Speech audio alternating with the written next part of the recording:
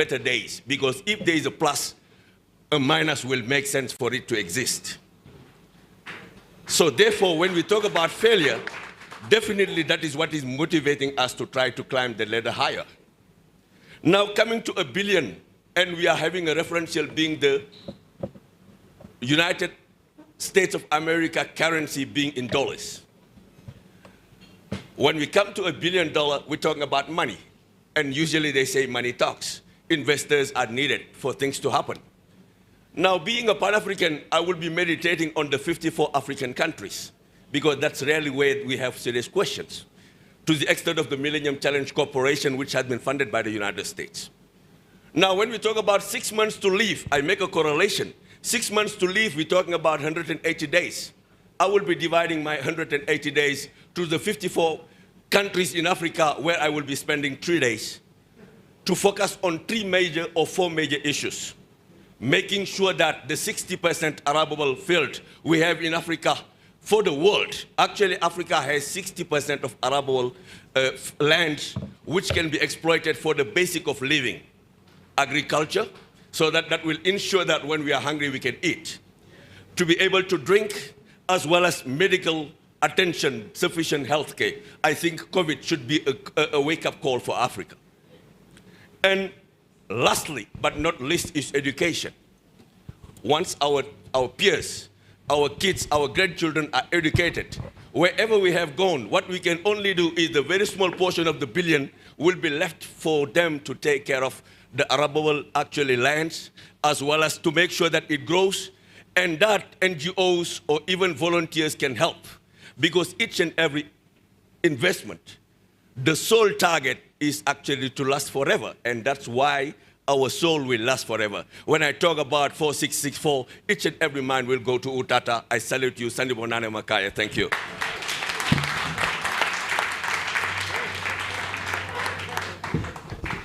Yeah, you know people that are always prepared, ne? These are the kind of people, you can see that they sit on global stages. So again, we've finished everyone. So maybe, I was doing an interview yesterday and also just before I came here. And part of what the people were saying was that, and this is, remember that, the interview, so the first one was Umhlobwenene, which is largely, yes, a lot of Joburg, but largely Eastern Cape, Xhosa based. And so what they were saying was that, look, it's all well and good. We understand, or sorry, not we understand, but we think we understand, or we think we hear about these endeavors. But the one theme that came out is, who the hell are you? When as Andile, because sometimes it's important that you back, what do they call it? You back the jockey, not the horse. So, and I think that there's a number of people that, I hear for the first time. So if you'll allow me just to maybe take about, 5 minutes just to maybe introduce myself. So, Lona ke ngumntana wasesithathwini, nguChisana ngusithathu, ngundebe ukhopho inkomo zibomvu zinganyama zaxhelwa. So I usually, because the question which, and I'm going to reflect on the questions that were asked earlier on.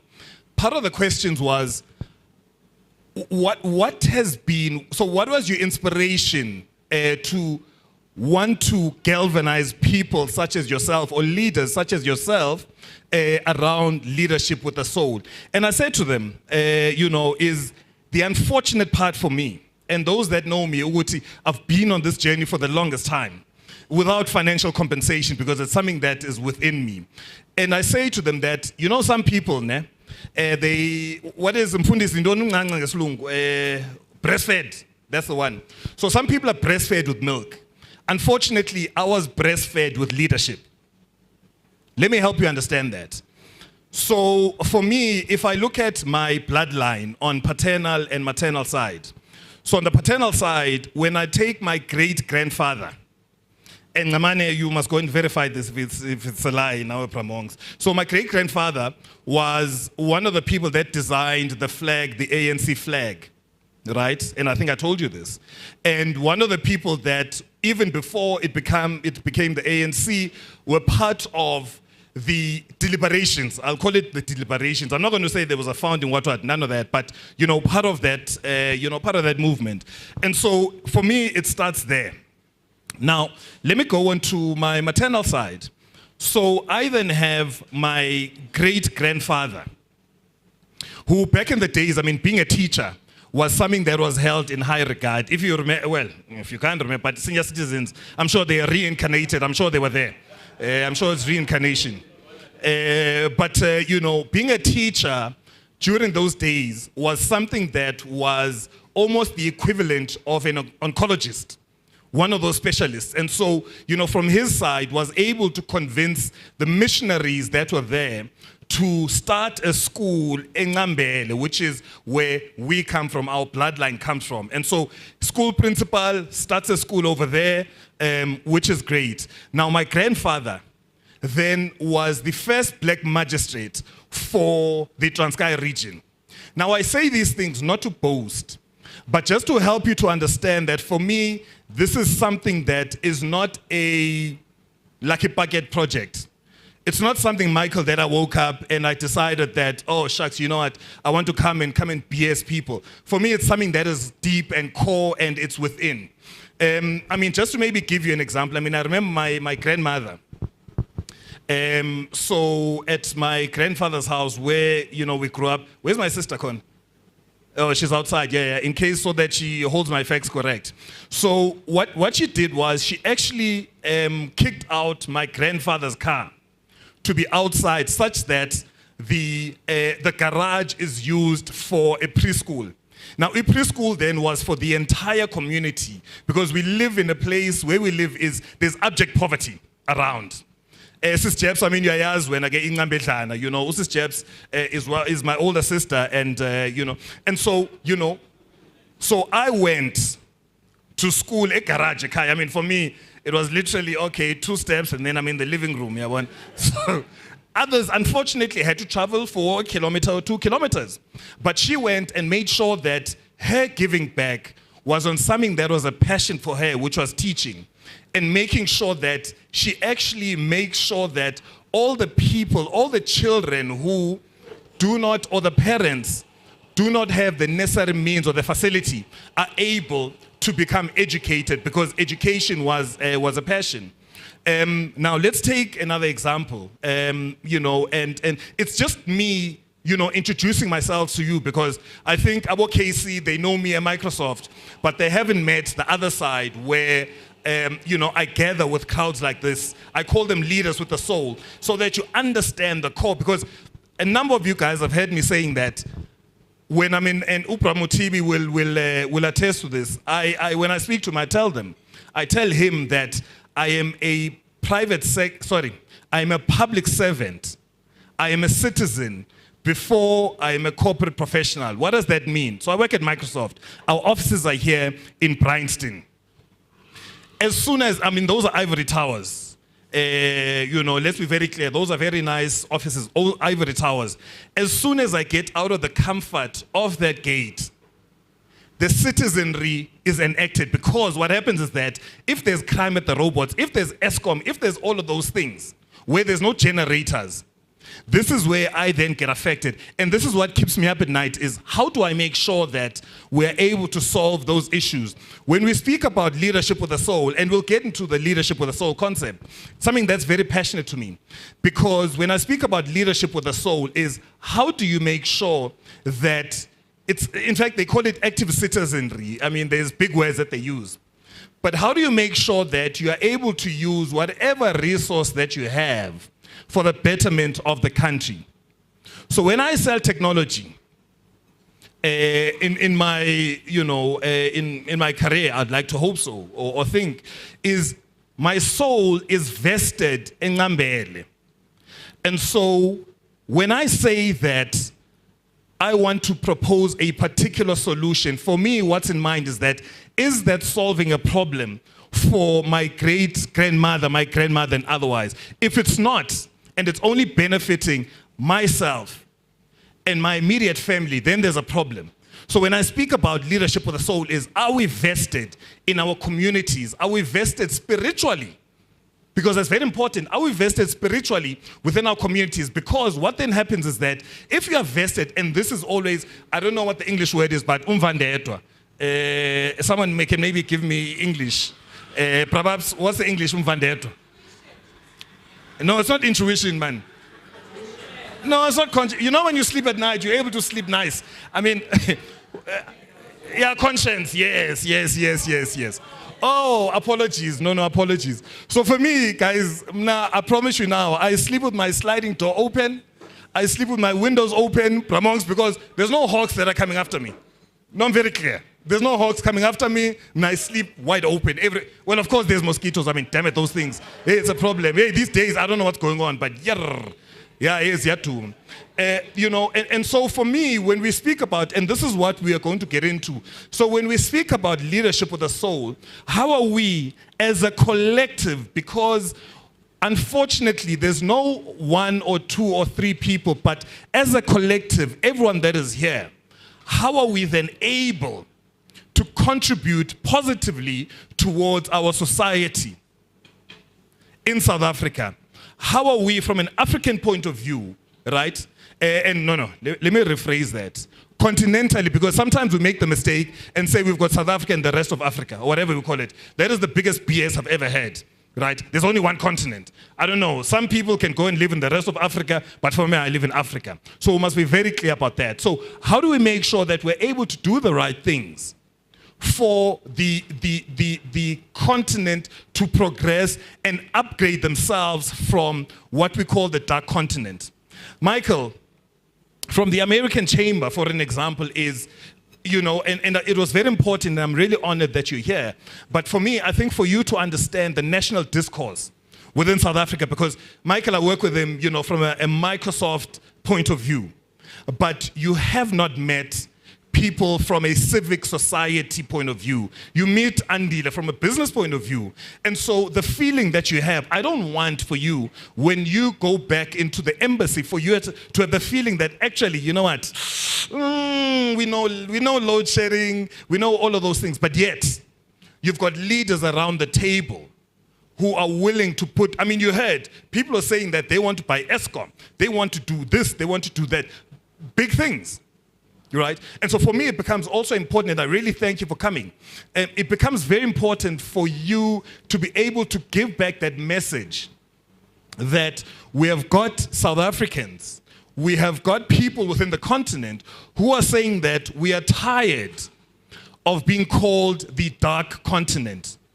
We are very clear around what we need to do to be able to move. I'm sure you've seen, when they do the aerial photos, Otis, they do these aerial photographs and they've got helicopters. When you look at Africa, it's dark. And that is the biggest BS. For me, that's propaganda. That is the biggest BS. Of course, we've got challenges, but when you look at the people that are here, you then get to understand that we have got a very, very strong and capable leadership. Leaders with the soul, who are vested within where they come from. That for me is important. So now when we speak, and that was just, sorry, I diverted a bit. This is something that is very important to me and it's part of my heart. I diverted a bit. I was still introducing myself, but that's, enough of that. Now, so when we then speak about leadership with the soul, which is something that today, hosted by the Leadership with the Soul Institute, how do we, at a first starting point, this is the starting point where we galvanize and we meet. Each and every one of you, by the by, I know you. Some I know not by meeting, but your profiles. So it's not a favor. You are here because of the good work that you've been doing, but also where your soul vested. Quite of an example moves from ABSA. I'm making a stupid example here. She moves from ABSA. She's now in public service. And I remember the first time I met her, I was like, are you okay upstairs? How do you do that? It's tough. And there's a lot of people here which are leaders with the soul, but tangibly so, things that we can touch. Because we speak about these things, and when we speak about them, it's very much theoretical. For me, is the people that I've worked with over the years, have been very much hands-on. Now, there's a movement which we started called the abahlaliworld.com. Of you, they know them, but how many people know the abahlaliworld.com? By show of hands. Okay, so that's like 60% of the crowd. Now, just for the benefit of the 40% that don't know, so this was the movement that I spearheaded. I didn't, formulate. And this was, listen, okay, let me take the history. Né?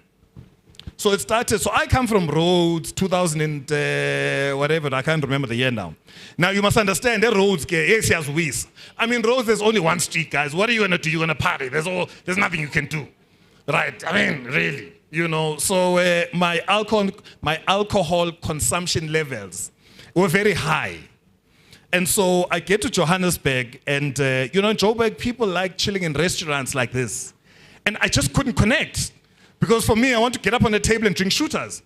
So this for me was not, remember I was a Rose boy.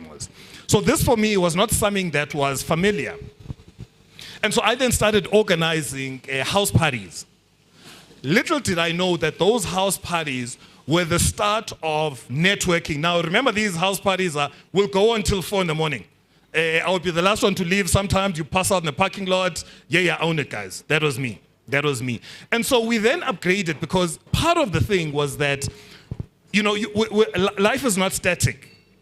As a people, we are not static. So we then moved into what we call the abahlaliworld.com. And Malcolm, has certainly been part of, the abahlaliworld.com.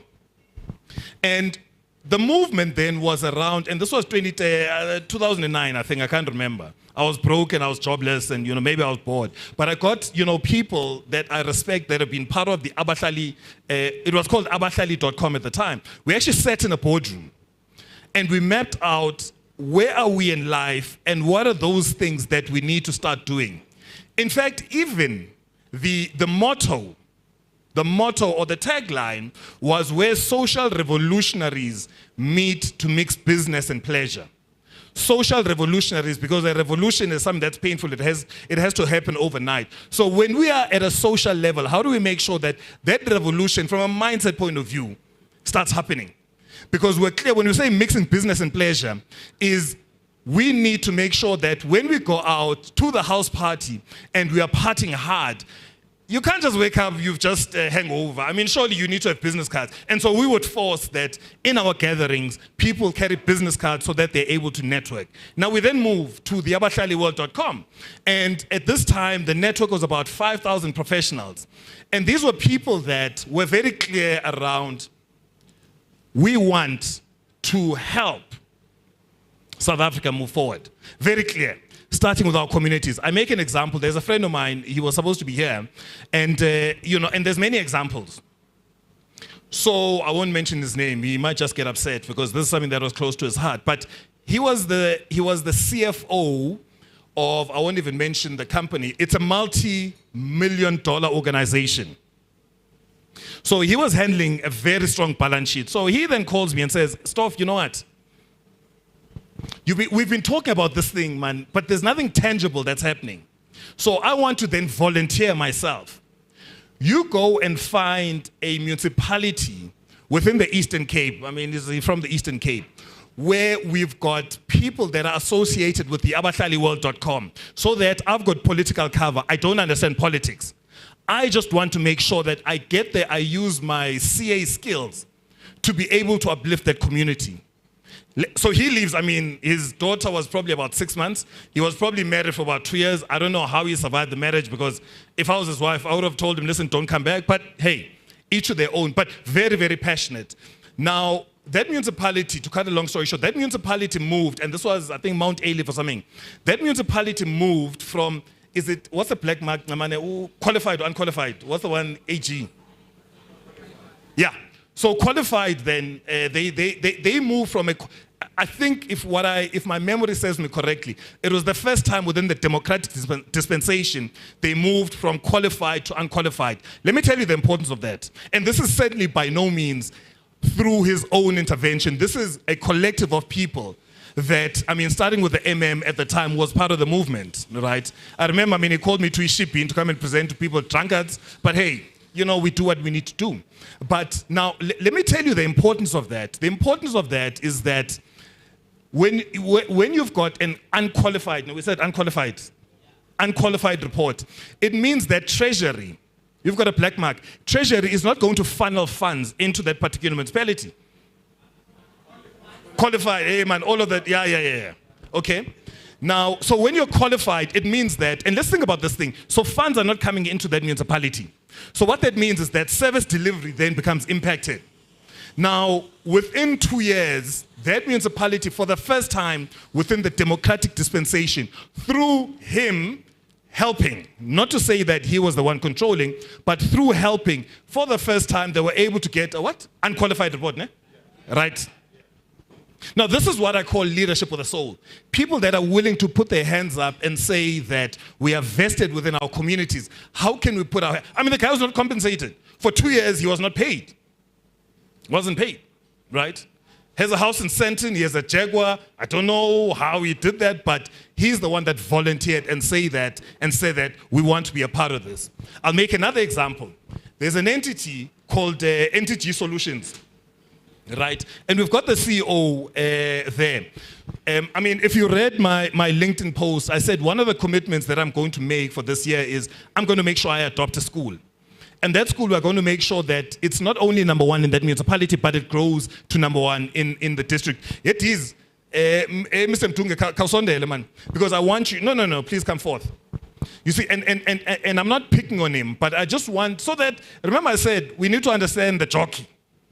Right? Not the horse. The horse is the leadership with the soul. We'll get to that, but the jockey. So just maybe in terms of, the NTG Solutions intervention to the school,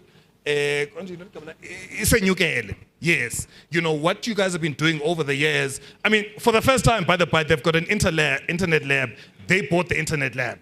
So all those computers, they bought them. But just to maybe give us a view, a profile of Isenyukele, but also the impact that through Abahlali and a member of Abahlali, long-standing a member of Abahlali, how the difference has been made. Again, I want to make this thing practical. They must be theoretical.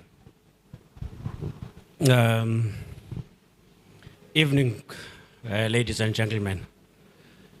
There was a deliberate intervention that was taken by the founder of the company, NTG Solution. His name is Unati Dikwayo, who unfortunately, due to COVID, is no more.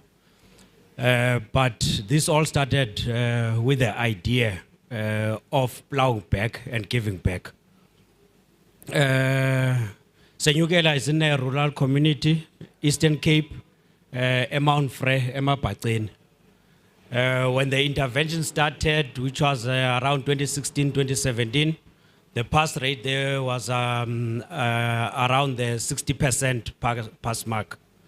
When we intervened there in partnership with the principal, who really appreciated the intervention, who was also very dedicated in ensuring that there is change in how the students or learners behave and also in how they view what the future is. So they became a great partnership in this. One was us giving support in terms of material. Two was also just making sure that there's motivation that is given to the students. Importantly is that most learners do not have any role models except for those that they see on televisions that end up doing what the soapies show them and all of that. But when you start taking realistic people who have been and are from that area, showcase what is it that they have achieved. As an example, running your own company that has got a huge impact within the society and nationally. As an example, the company is the one that was making sure that the digital census, the first digital census in South Africa is run, was then being done by NTG in partnership with STSSA. So those are the stories that we tell the students and showcase to them. So that has brought about this motivation even to the learners to such an extent. Currently, we're hovering around the 90% pass mark. The highest pass mark was in 2018 at 98% of the matriculants passing. Not to keep it long, this is just the briefing. No, thanks. So, I mean, again, I'm saying that, you know, these things are practical, and that's, you know, one of the schools that I'm certainly putting my hand up and saying that what are the resources that I will continue to plow within that school. Because you can see, remember I said that we're aiming for number one with district. So they moved to, you know, they moved to what? 90 what percent? It is 60 to 98. I mean, this is in a rural, it's very rural. And I have Ubab Unozulu, and he's certainly committed on behalf of the Eastern Cape provincial government that they're going to support them, right? Babs Kausonde element, because I think it's very important that, and we've got also chairman of MICT CETA, because I'm going to call you guys out one by one. It's very important that these things, you know, they happen. So just in terms of, I think it's important, right? You know, first of all, I mean, just introduce the organization, what you do. Me is the kind of support that, because now we're going to have, for an example, I mean, Usend, so she's there as the CEO of Petro SA. Now she's going to come and say, okay, but how can we collaborate within the Eastern Cape? You understand? So let's start with the partnership that you are now being put on the spot, that you are going to commit during the people, right? You're going to commit during the people. Part of it is that Microsoft has committed and done a lot of things with the province and your organization. How do you trickle that down? So we start there, and then we then look at the Eastern Cape point of view, because I think it's important that, and maybe let me just explain why, you know, I keep, you know, calling people up, is it's important for us to be able to say that where we've got ideas, who are the people that are able to assist? Because we're not looking for activity, what we're looking for is impact. So who are the people that are going to be able to assist? Whether this is Pumla, it's the UNDP. For an example, how is the UNDP in the movement within the leadership of the soul, right? Which we are going to define. But how is UNDP going to be able to assist with the resources? So you start thinking now, ne, while I put him on the spot. Roger, over and out. Support we're going to give to Senyugele. And secondly, in terms of the exit and the opportunities to partner with government. Inzima kodwa lo nifuna ndiyenze. Molweni bethuni.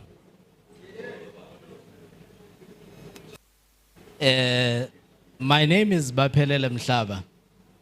I live and work in the Eastern Cape. I'm a public servant, I guess. And so when you are a public servant and you are told to make certain commitments, you start thinking about all the protocol and everything else. But this one I think I can freely speak to. So I think we spoke about 2 years ago, if not 3. No, last year. Last year. Okay, last year. So look at that one is easy. I think from where I sit, I can immediately make that commitment that we will definitely be supporting the school. And I will take this up myself. So what is the kind of support? This for Nela now. No, he must come back. So Okay. he must look you in the eye when you make the commitment. No, he knows me. Okay. Yeah, he knows me. And he knows that I can't run away. And look, I know that from basically the engagements that we had, we were speaking about how disconnected the school is currently. And I think there's quite a bit that you guys were trying to do in terms of connectivity and other things. But a school that goes and achieves and moves from 60% to about 98% is surely a school that I can sit across the HOD of the Department of Education, look him in the eye, and commit him to a couple of things. So we can definitely take that school and take it to the Department of Education. In that process, in fact, we probably can do a lot more than that. We have currently an initiative that we are running where we are targeting at least 10 schools in the 12 districts of the Eastern Cape. And maybe an initiative like this could prompt us as a province into this mode where we can start basically collating some of these initiatives. I know that there's a couple of other initiatives where people that are passionate about education are actually adopting schools. So there's quite a lot of collaboration, I think, that can come through. Myself, I am in charge of infrastructure investment in the Eastern Cape. So from an infrastructure point of view, a couple of discussions I think we can have. We're currently running an initiative of revamping 17 agricultural schools in the Eastern Cape. So if we're talking about ensuring that our kids get to understand and embrace agriculture from a young age, so that they don't look at it from an abstract point of view. So we're putting quite a lot of investment in the 17 agricultural schools, and to make sure that they produce leaders of the future that know how to produce food. Because this is just one thing that the world will always need. As human beings, we'll always need food. And we need people that are going to be passionate about producing food going forward.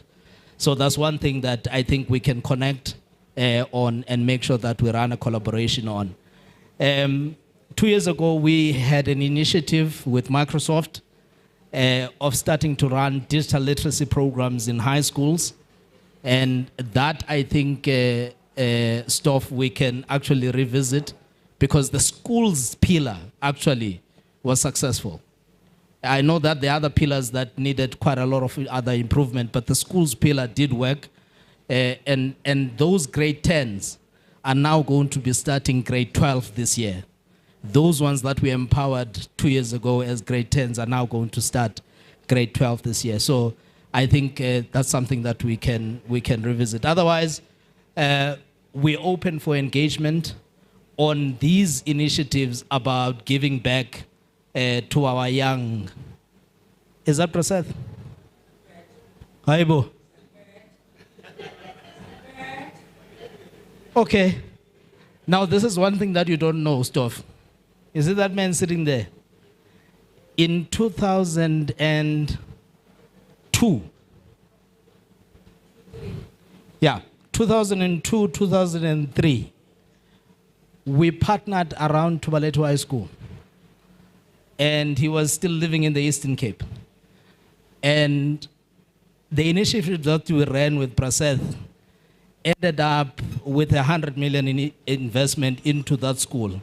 So we revamped Tubaletu High School in 2012, and we injected about 100 million in this infrastructure. It's a far better school than the last time you left it.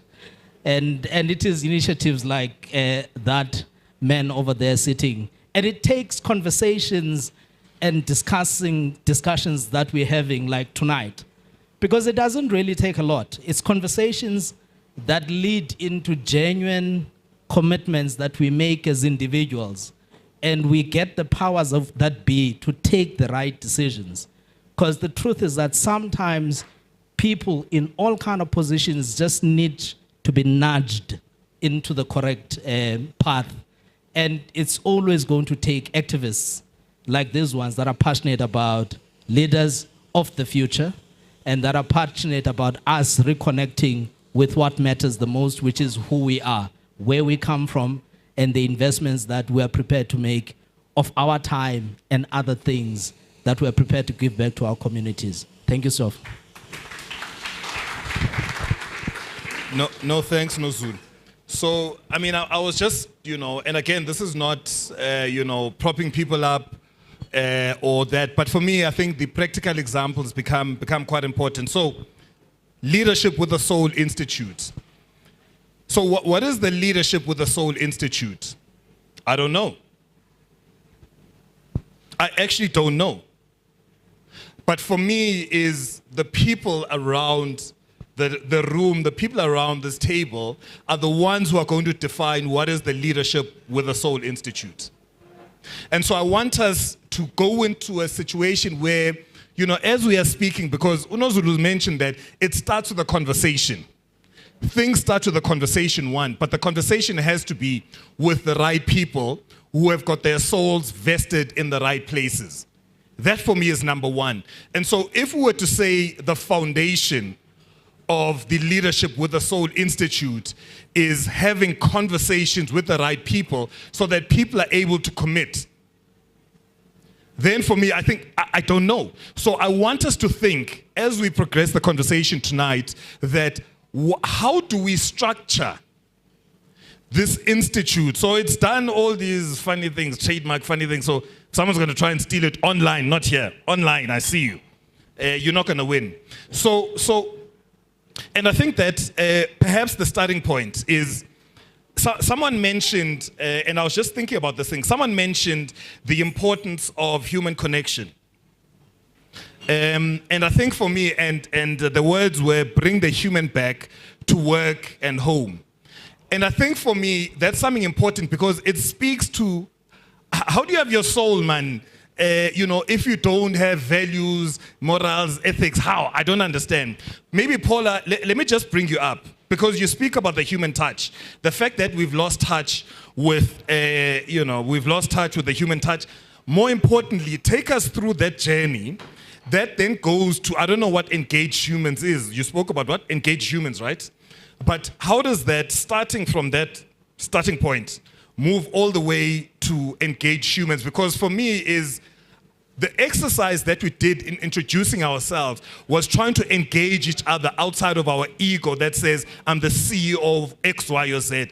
I want to be able to understand where's your soul rested. Many people struggle with the thing in terms of answering those three questions because all I understand is, and I'm the CEO at Momentum. That's all I understand.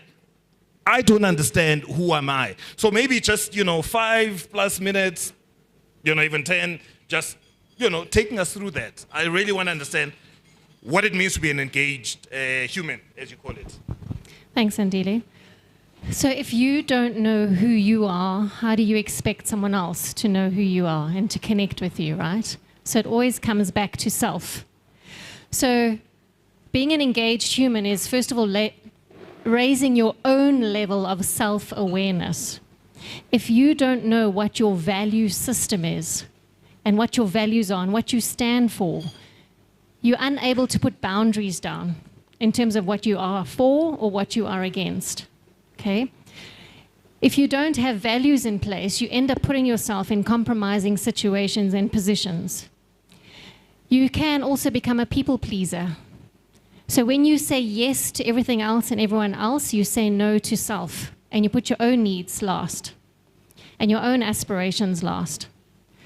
So becoming an engaged human starts with self first. You need to know yourself first. And only once you know yourself first at a human level, putting the ego aside and getting to sit in that uncomfortable space and looking at yourself in the mirror and going, do I like who I am? And if I don't like parts of myself, what am I willing to do about it? Am I willing to go through the process of change? And change is a process, as we all know, and change is uncomfortable, which is why people resist change, right? So that's where the connection comes in with self first before I can connect with another.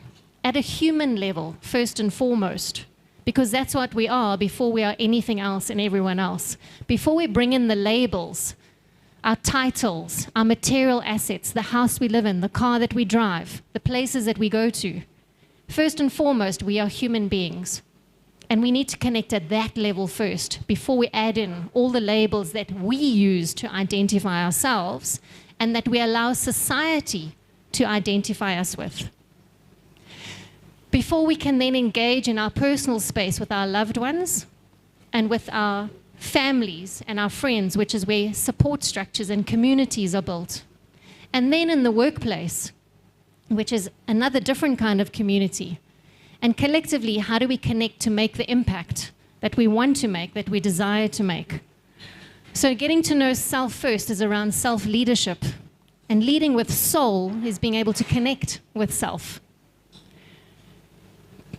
Do you like the person that you see in the mirror, the stranger looking back at you? And can you go to sleep at night with that clean conscience that you were talking about, Andile? So the foundations of relationships, relating with self before you can relate with others, whether you're in your personal space or in the professional space, the foundations, the core principles are the same. There has to be an element of trust. There has to be an element of respect. There has to be an element of honesty before communication can take place. Communication equals connection and the ability to resolve conflict. That's the foundation, core foundation of being human, engaged, having a soul, self-leadership, and being able to lead in your personal space and in your professional space.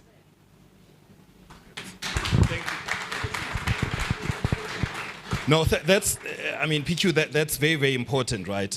Now, there's someone who, Tato, where are you?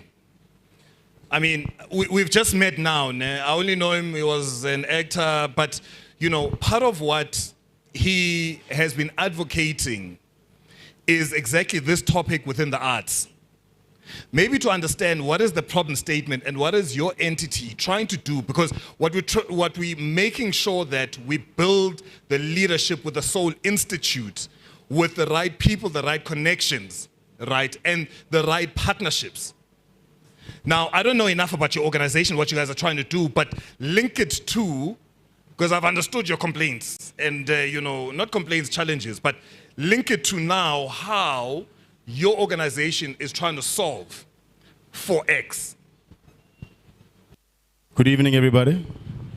Oh man, me, I'm a talker. Can we please all just stand up? I can tell you, everybody's been sitting for a long time. So if you could just embrace me by standing up just for 2 minutes. Just for 2 minutes, just for 2 minutes, just for 2 minutes. And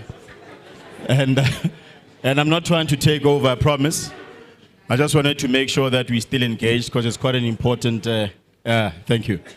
All right, just, you know, show of hands, just, you know, go up, butterfly. When I say butterfly, 2 hands, it's just that I'm holding a mic. Butterfly, when I say fish, that's what we do. Fish, fish, fish, fish, fish, fish, fish, fish, fish, fish, fish.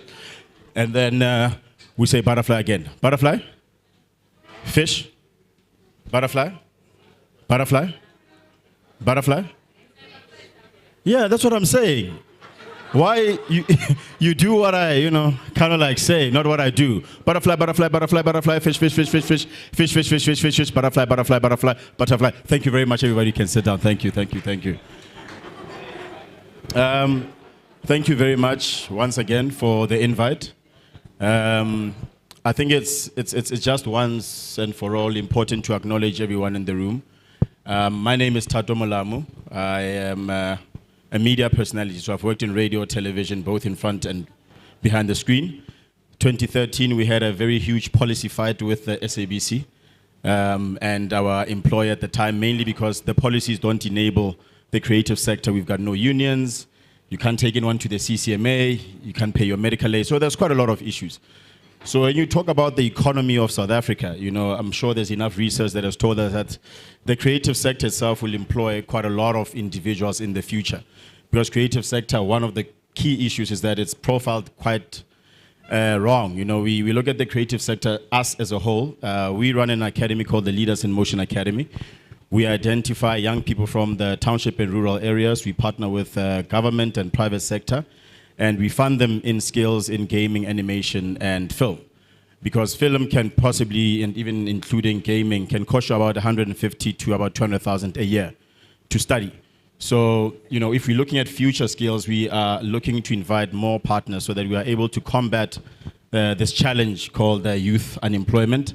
I see our CEO also there from NEMISA. You know, we do the same thing that NEMISA kind of does. I think there needs to be more film schools, more gaming schools that drive access for a young black child who has hope to design a superhero from South Africa or Africa. So you can watch that animated content, because whatever it is that we consume, I think my good sir here spoke about people in soapies and, you know, people mimic it. And you're absolutely right. We want to ensure that we train young people that are able to tell good stories about South Africa so that you also talk about the investment opportunities that this country can offer. I mean, is it Peppa Pig? There's Peppa Pig. You know, our kids are consuming that particular content, but we want to ensure that as we train these young people that there's a future businessman in farming, They can create games in entrepreneurship, in farming, and in medicine, and because virtual reality itself is also starting to play quite a key role in many sectors. So we just want to bridge the gap, drive access, ensure that young people are impacted, ensure that we create a diversified economy.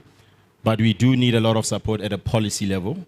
So if there are individuals or lobby groups, because we are also working with lobby groups to ensure that there's enough policies that support this particular sector, to ensure that when your kids call you tomorrow and say, Dad, I want to design games, which is R1 trillion, and it's a lot of money in that industry. So do more research around it so you can support more of your kids to come this side. We promise we'll... Is that ESCOM? Oh, sorry. And then hopefully we can design more solutions for ESCOM. Thank you very much.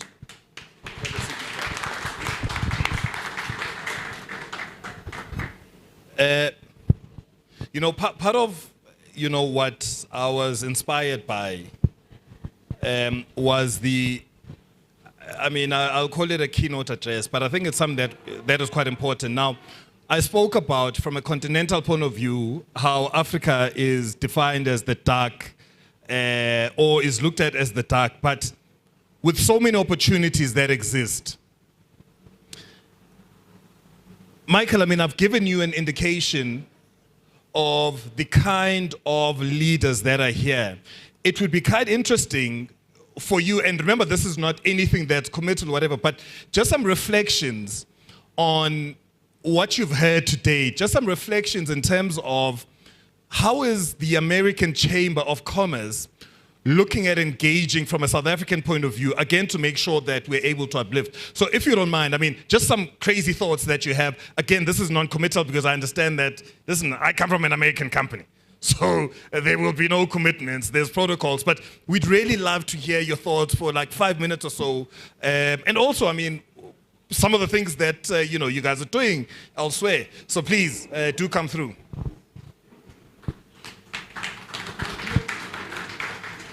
Okay, thank you, Andile. And I guess just to clarify one point, I actually don't work for the American Chamber of Commerce. I work for the U.S. Department of Commerce at the consulate here in Johannesburg. So essentially a part of the U.S. government. And they probably really don't like me speaking on behalf of the U.S. government, but I hope in this context it's okay. I guess all I can say is describe 3 things that I've seen tonight. And number one, this has blown me away because I have the feeling that I'm greatly in the minority here. I haven't seen any other Americans, and so in many ways I feel privileged to be in this kind of crowd with so many leaders, so I appreciate that. Hats off to you. Don't applaud me. You guys are all doing it. But I guess what I've seen tonight have been 3 things. Number one, communication. And in many ways, being a leader means being able to listen as much as you talk. And so this was far from any one-sided monologue and so on. It's been very much a dialogue. And I think that's vitally important. And so that's hands off to Andile and the organization and so on, because what he did at the very beginning is risky, and I think it very much paid off. So that's just great. Love that. Number one. Number two, the focus on leadership. I guess, the United States has had some good leaders historically. South Africa has too. But today, in many ways, I think there is very much a dearth of leadership. And, I work for the U.S. government.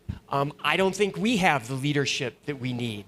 And so I think the focus on leadership is vitally important, and cultivating that and looking for all the resources to develop that is vitally important as well. And so I think bringing all this together is another great step in contributing to that process. And then I guess the third thing is the emphasis on education, because in many ways the future comes about because of education.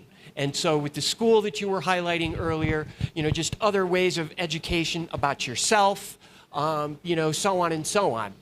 Education creates our future, it creates South Africa's future, and we need to value it, support it, and do whatever we can to further it, because without education, we can go nowhere. And so I think, this is another contributor to that process. And so what What I am going to do is go back to my colleagues within the consulate here in Joburg and see what other resources we can contribute, because you're doing some great things here. We want to support that, and I'll do all I can do to support it. So thank you.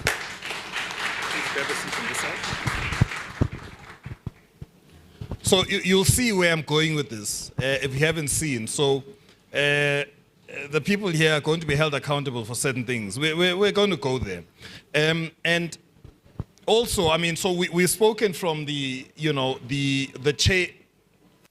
I'm so used to dealing with the AmCham, right? So please do excuse me. But I think also, Deputy Ambassador, your reflections around the conversation, because we've had numerous conversations whereby you've asked me the question that, where are the leaders, sorry, Paula, where are the leaders in South Africa, right, that are going to be able to assist in solving the country's problems, whether it's your ESCOM and those kind of things. So for me, I think that reflection becomes quite important. Now, when we've also spoken about the kind of leaders that we need within the African continent, so that we are able to take the continent forward.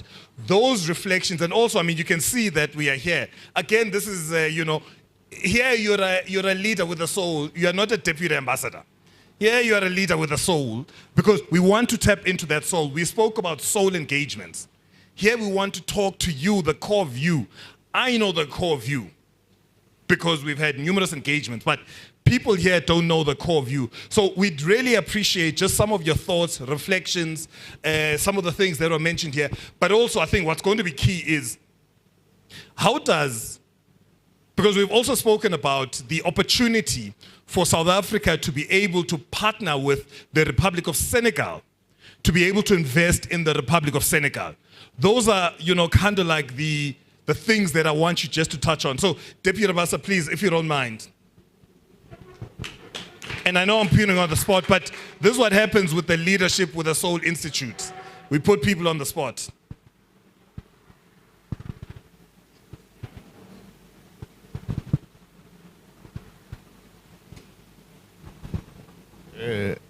Good evening. Thank you, Andile. I would like to express to you our deep congratulations and for giving us this opportunity, this huge opportunity to exchange together in this on this important item. We are so excited for what we heard here coming from everyone, and we would like to thank you very much, and to tell you that first of all about our work here in South Africa. As diplomat, the embassy, we representing our country in South Africa in order to improve the cooperation between South Africa and Senegal. And this cooperation is on many areas: political, economical, military, cultural, in many areas. Investment, how to improve this cooperation between South Africa and Senegal. What Senegal can take from South Africa, and what also South Africa can have from Senegal. Coming on the item, Andile, I'm not speaking as diplomat. I'm speaking as African. Because for me, according to me, only Africans can solve the problem of Africa.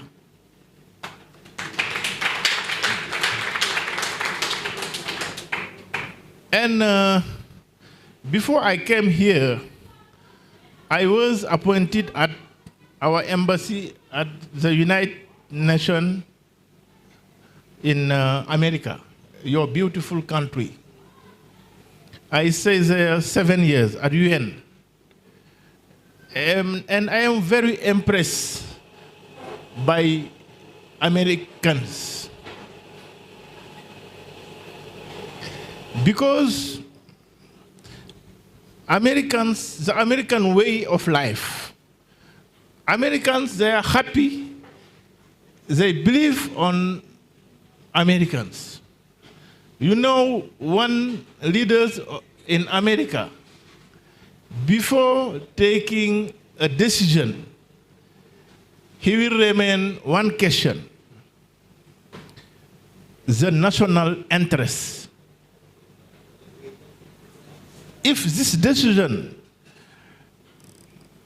is on the line of the national interest, he will take it. But what problem we have in Africa, Andile? Africa, we have everything. We have many resources. We have everything. We have gold. We have water. We have mine. What we don't have is leader.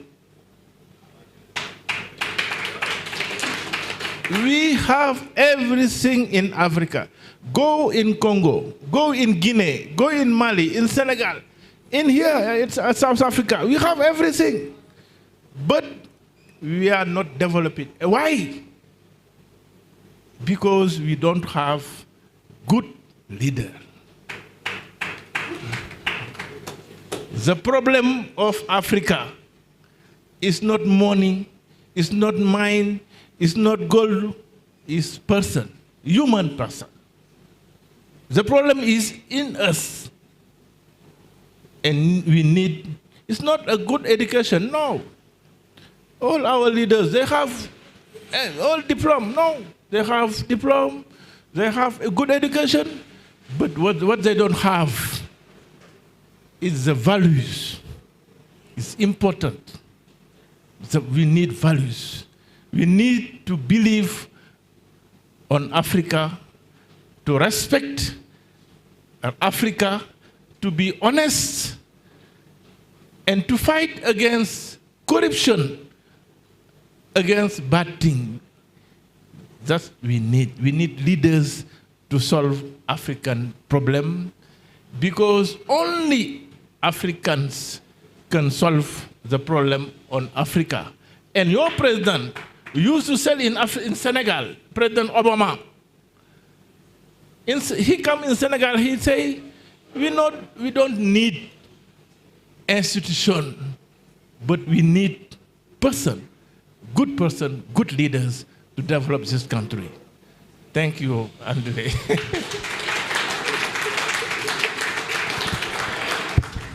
No, I want like my friend to say 2 words to complete me. Complete me.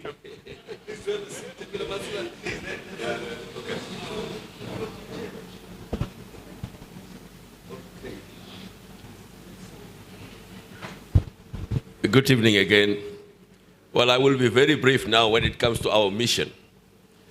And, Andile, when we talk about leaders with soul, I will be giving a simple example before coming to the task as a mission.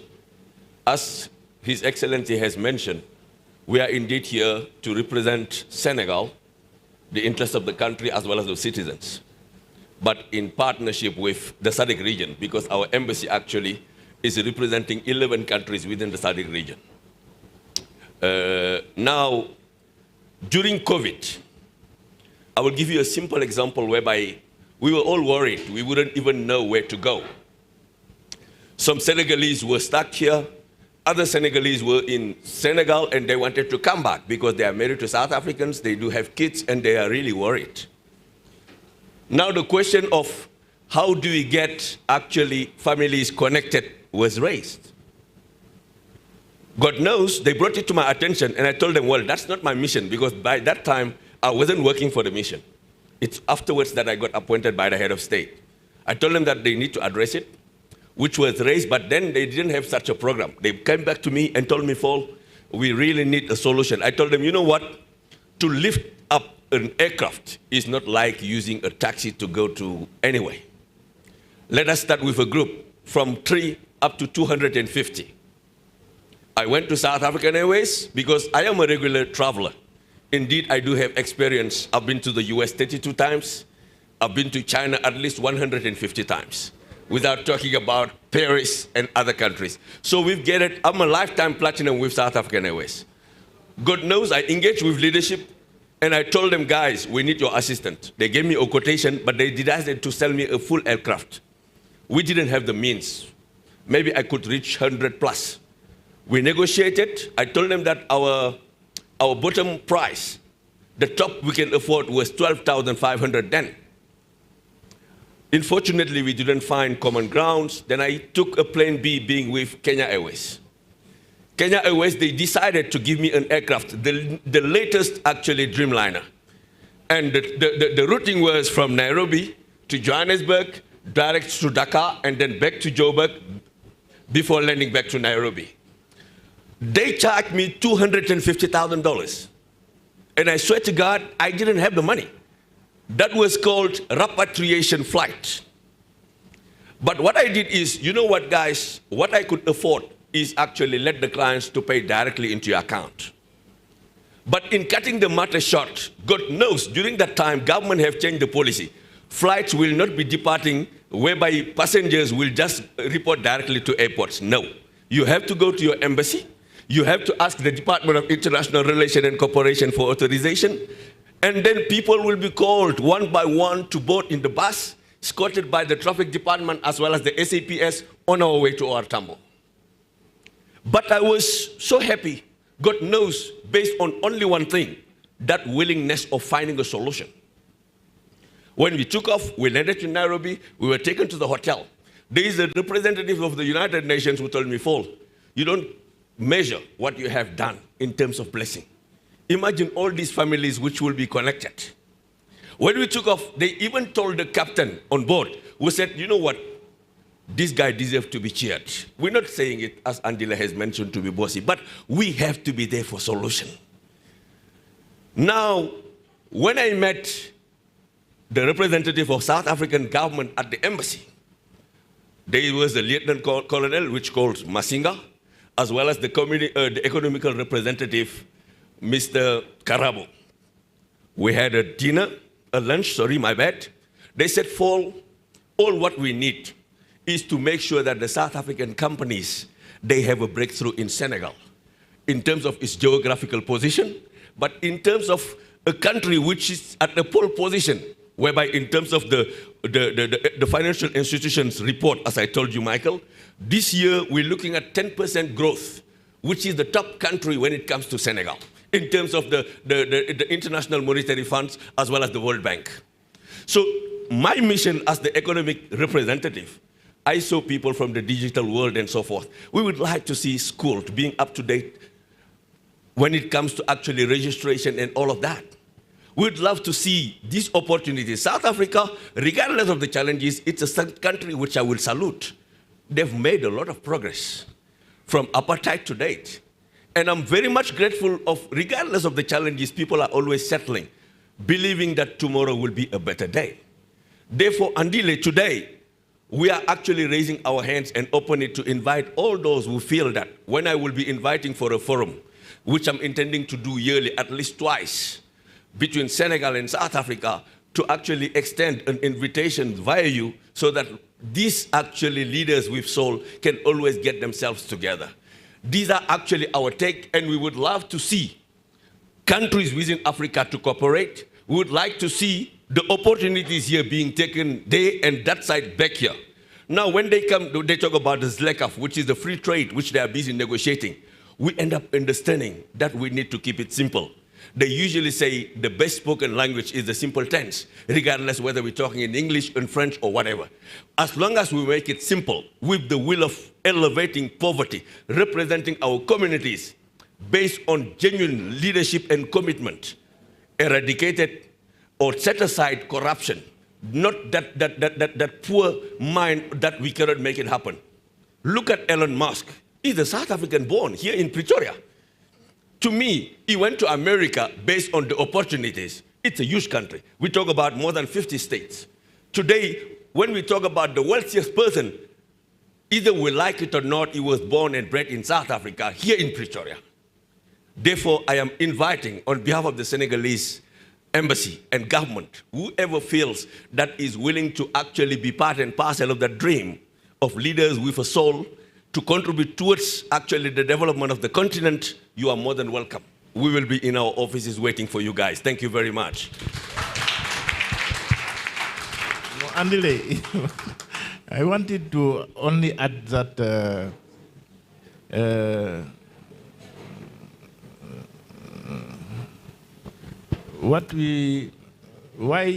for me, Andile is a good leader for South Africa. I would like you to, you know why we are friends. We was at Nemisa with the director is here. It's through him. And he made a presentation, and a very good presentation. And I was very impressed. And after the meeting, I contacted him. I tell Africa need people like you. You have a good education. And when I met her mom, I congratulate her mom. I say to her mom that Americans said good children came from good parents. I congratulate you as a mom. I say, Andile have a good education. And also, he know his job. He impressed me. And I asked him to do politics in order one day, perhaps, to be on the leader of South Africa. But he say he don't want to do. It's another discussion. But I really appreciate and be impressed by his presentation on Nemisa. That's what we have. And we met many times. He come visit me, and that's why we are here today. I hope that South Africa, if you see ESCOM problems, we are not here for that. The South Africa airline, you know, us Senegal, South Africa airline from Joburg, Dakar, Washington, you know that. Now South Africa airline bankrupt, ESCOM bankrupt, problem of leadership. We're coming back on this problem. But Andile, I thank you very much, and I hope you will you have a good profile to be one day on. No, I don't say president, but part of the team leading this country and this Africa. We need a leader like your profile. And I am honest saying that. I am a diplomat, but from public, and he's from private. But honestly, I was very impressed by your presentation. And thank you again for giving us this opportunity. As Musafal said, we are open at the embassy for partnership between Senegal and South Africa. And all these entities here, you are welcome at our embassy. We can follow up and to see how to connect these entities with Senegalese entities. But we are not here for that. We are here for Africa. We need to change the dark color on a white color. And we can do it because we have everything in Africa. Africa is rich, the rich country and the poor country. Why? Because of the leadership. If you have leadership, we will be on the top. Thank you.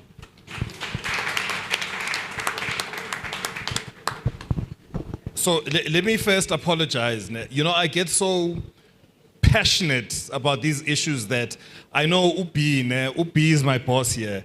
She was like, no, Andile, you must take a break. She's WhatsApping me here. Let me apologize that, you know, we are where we are time-wise and otherwise, but I'm very passionate about these issues. For me, I can tell you now is I can stay for 6 hours discussing these issues and trying to find resolutions. So, you know, if there's people that feel that, you know, they need to go, there's no issues. I think the core message is quite clear. So please, no one will think otherwise of you. But for me, this is something that leaders with a soul that I hear when I've had individual engagements with yourselves, you've been very clear around what it is that you believe we need to do. Now, remember I said that the leadership with the Soul Institute is going to be defined here. I've created the structure and the shell, but in terms of what it is that we need to do is going to be defined here. So the first one, what I heard Deputy Ambassador, is that a bilateral with the leadership with a soul shell is the next step. Now I'm saying if we're able to do those kind of partnerships with a shell, imagine now when people here start saying, this is how we see this institute is going to be, the partnerships that we will start having. I'm not sure if you guys are hearing what I'm saying. I'm not sure if it makes sense. To me, it makes sense. To other people, perhaps it doesn't make sense. So I'm now going to open up, maybe just, you know, that's why I've got them here, maybe just, you know, 2 or questions. But where we're heading to now is probably about, we're going to take reflections of how do we then capacitate this shell? How do we see this in operation, this institute in operation, so that when we come here, because I hate talk shops. Most people that know me, they know I agitate for action. I get very irritated if we talk too much. So there will be, we're definitely going to head towards that. But maybe if there's like, you know, questions for the people that have spoken here, let's certainly. And also guys, the online guys, can you just make sure that you bring their questions to me? So are there any questions? And please don't embarrass my panelists by not having questions. Like, it'll be a bad reflection on me. No, not yet. No. Mr. Kicha, I think you've got a question here. Please come to the microphone, the podium. Yeah, no. Lendo yenzayo, it's wrong. I think I was making noise. That's why he decided to call me, but I do have something that I would just like to probably deposit on all those that have spoken, and hopefully it's a question that they do answer. Starting with yourself, because my understanding of what a soul is, it's the essence of who you are as a human being. So if you are going to say a leadership with a soul, it's not one thing, because us here being collectively sitting here, we are different, and we come with different traits that would contribute in the whole in terms of what we want to do. Example, there was a lot of speaking where you spoke about the problem being a leadership in Africa. In South Africa, it's exactly the same problem. We've got lots of things, as you would know, but we are where we are because we have a leadership problem. So if you were to take that, making an example, when you're talking about the leadership with the soul, the lack of leadership, what is these traits that we need that the current leaderships do not have? So when you talk about the issue of leadership, because it's not enough to say we have a leadership problem, because we have leaders, but there's something wrong with the leaders that we have. So if we translate it to say, what is the soul when it comes to leadership? What is the type of traits that we need? So that if we go out, Andile was saying that he wants us to come up with things. So what I would see there is us saying, when we're talking about leadership and the soul, what is it that we need to do about leadership? Similarly, if we're talking to connections, what is that trait that we need in human beings to make that possible? So that's the one thing that I would just like to deposit on all the speakers, is to define in the part that that you all spoke about, in that what are these traits that we need, so that we can get to a point where we can say we can start talking better, but to put these things in compartments. I'll give an example, if I can say how I view my contribution in the discussion of soul. And I'll start with maybe making an example with leadership. In South Africa, we need both leadership. We're sitting here in this room, you've got people who are leaders, people when you put them to go and speak, they will say the right things. But the question that I would like to ask is, where you are, whether you are in a government entity, whether you are in a company, what is it that you are doing? Because it's not like we lack the brains. We have the people.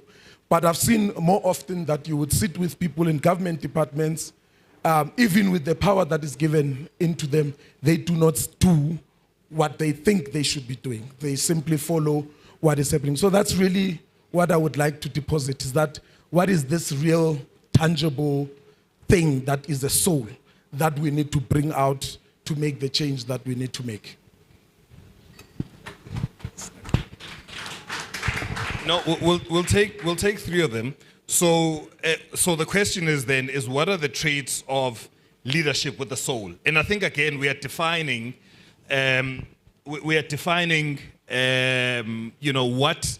how we're going to populate the structure. So guys, with the microphone, there's two questions there. So while we are getting that side.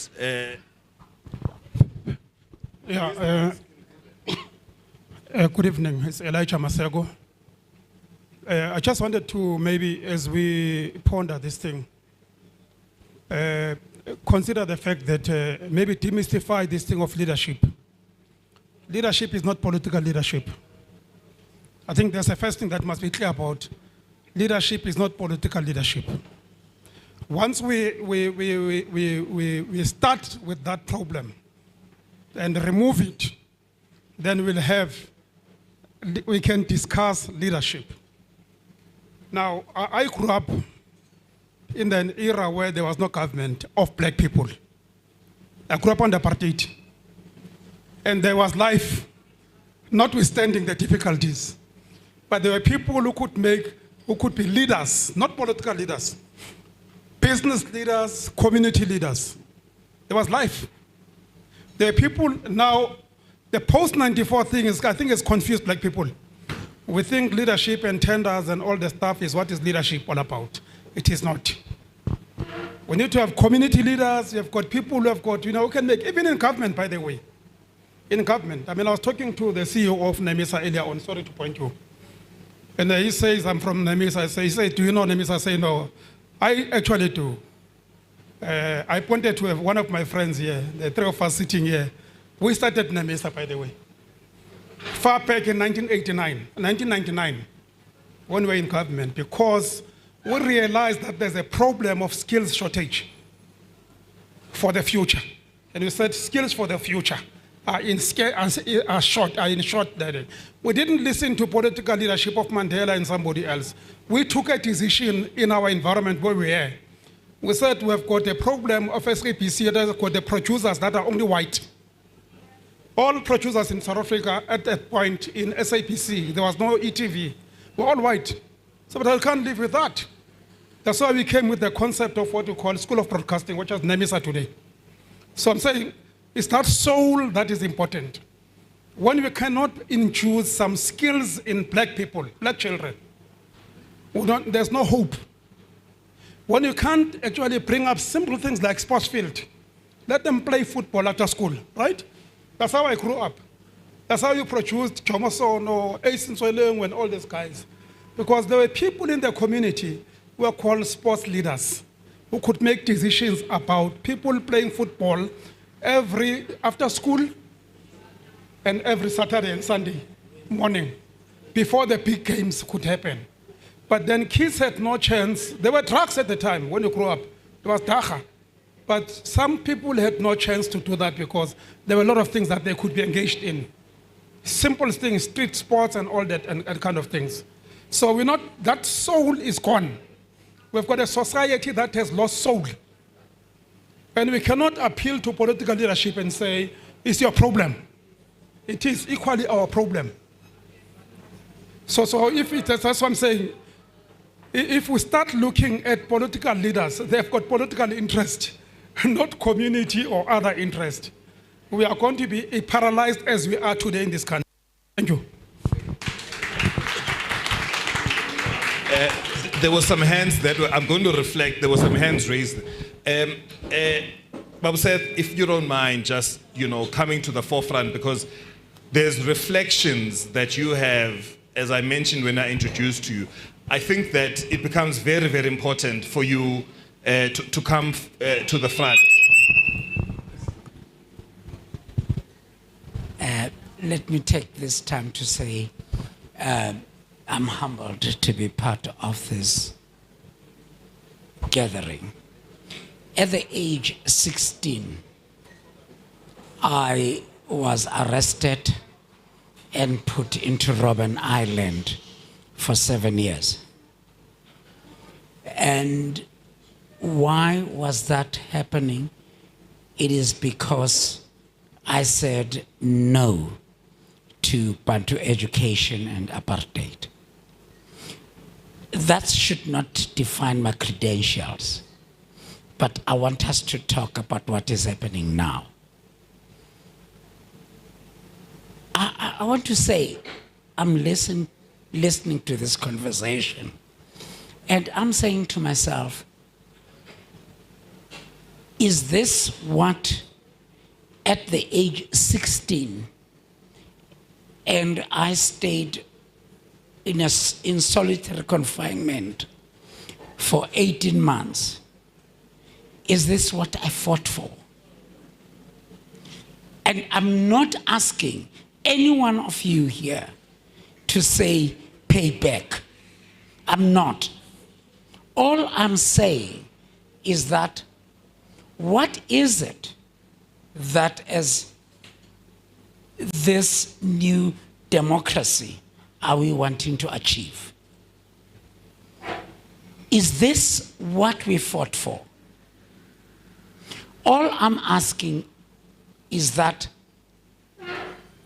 let us now, as this nation, I say to people, I was a stone thrower in 1976.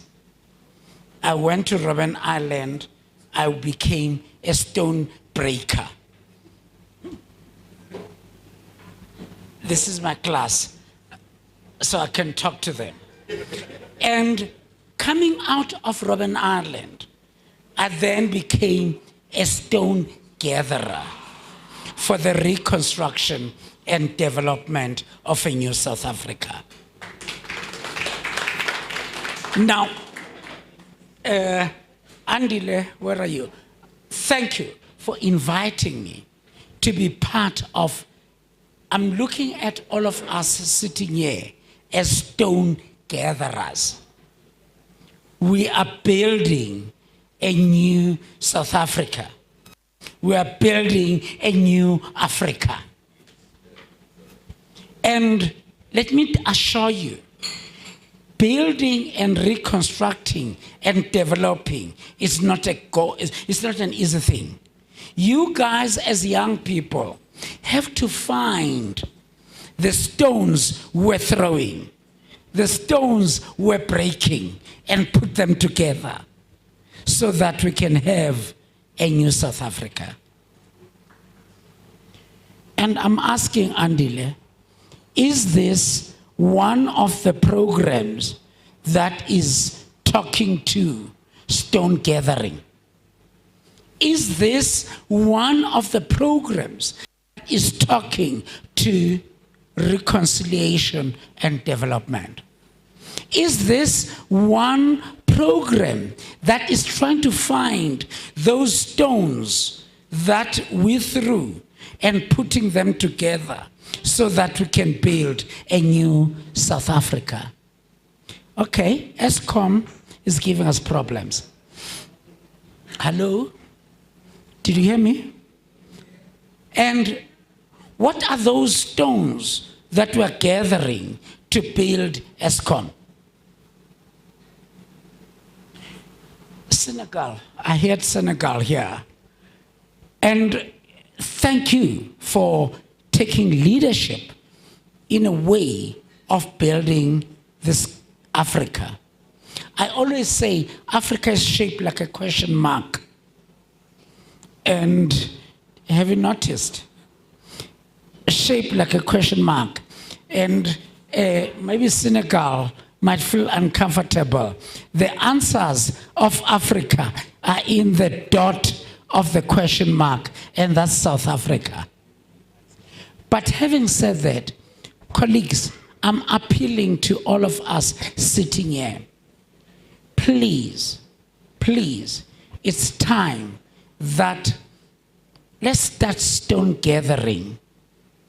And stone gathering, if you're white, you might be talking about someone called de Klerk, who actually threw stones against black people. And I'm saying, I was taking young people the other day to Constitutional Hill. And I took them to a cell where I spent 18 months at the age 16, where I was alone in a cell. And I said to these young people, I spent 18 months.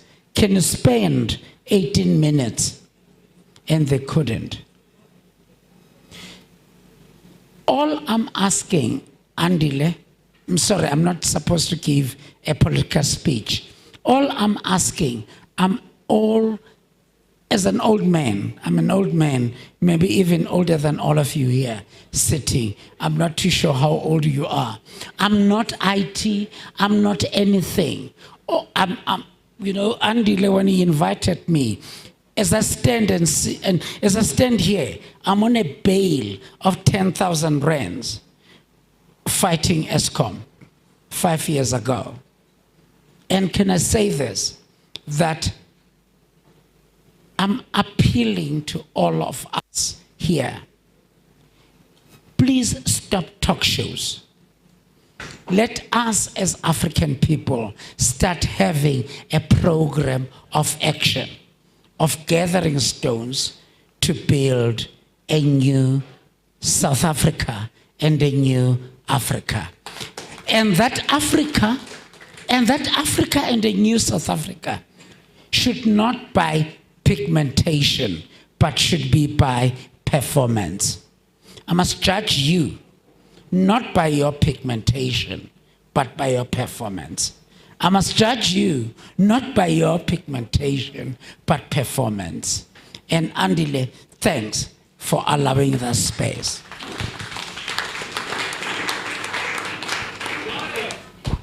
So I know there were questions, 2 or 3 questions from there. Michael, I see you. Where are you going? Sit your ass down. Sorry, I used bad language.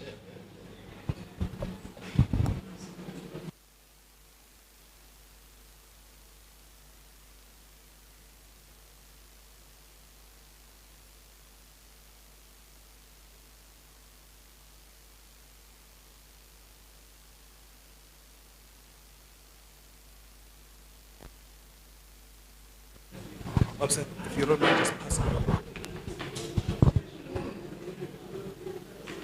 Good evening, everyone.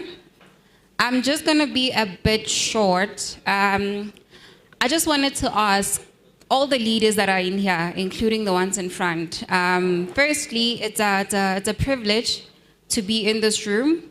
But looking around, one could tell that there aren't a lot of youth around here. And as you said, Andile, that it starts with a conversation, which I'm sure a whole lot of leaders here know somebody, the right person, for every conversation that needs to be held, right? And the core of most of the messages that we're spoken about here is the youth. education, and education goes to youth, but I don't see the youth here that are supposed to be involved in these conversations. In us, people that are here, people in corporate, people in government, people in NGOs and NPOs who know somebody who has the right solutions to equip or connect to that to the youth that are here.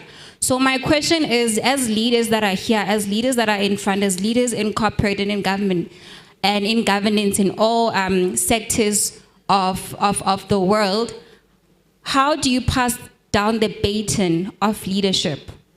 In government, we have leadership that are above 60. We complain about it. We complain that there is leadership, but there isn't the right leadership that we need to solve problems that are here. But I don't see youth that you would equip to be leaders of tomorrow, to take the baton for the solutions to problems that you're talking about and carry them on with you. So what are you doing as leaders, solving these problems, but bringing along the next generation that are supposed to sustain the solutions that we're coming up with here? Thank you.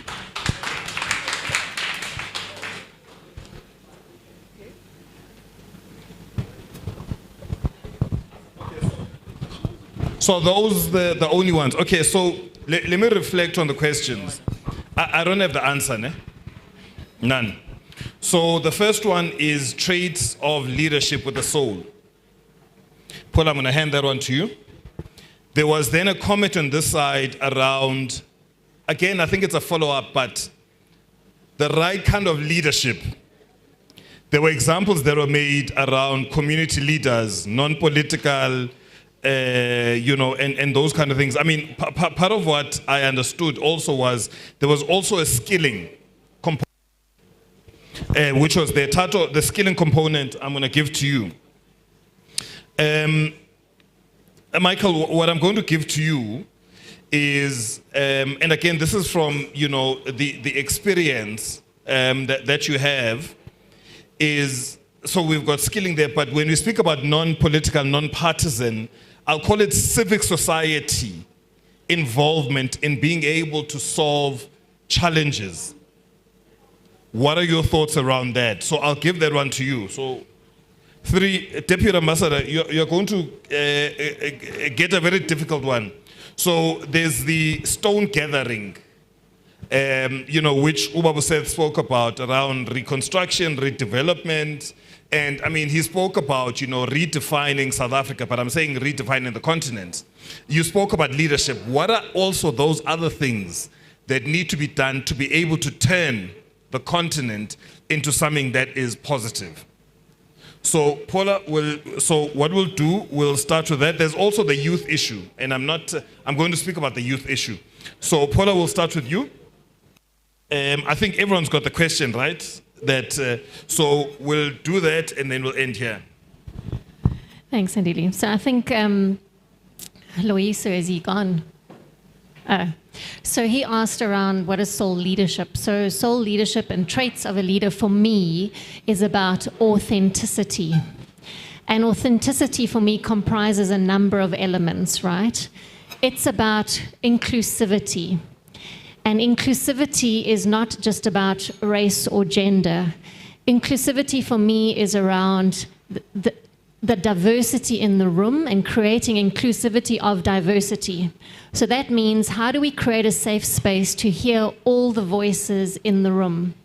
Because everybody has something to contribute, whether it's skills, whether it's expertise, whether it's a network, whatever it might be. It's also about, when it comes to diversity, this acronym that we throw around, DEI, diversity, equality, inclusivity, it's not about that so much anymore. It's about acceptance and belonging. How do we accept each other for who we are, the human beings that we are, and how do we create a safe space where people feel like they belong, okay? And leadership and authentic leadership is around that sometimes you lead from the front and sometimes you lead from the back.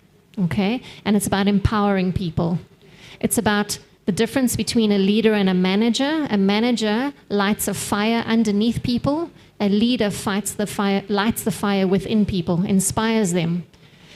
And how do you empower people to take initiative, be creative, innovative, and come up with creative solutions to solve the problems collectively, which is where the diversity comes in, where the inclusivity comes in, and acceptance and belonging that we've all got something to contribute. And then lastly, for me, it's about vulnerability, in that a leader doesn't necessarily have to have all the answers. A leader can put their hand up and say, I don't know, and be okay with that. But you know what? How about we work on this together and we find a way forward together? So that, for me, is what leadership with a soul comprises.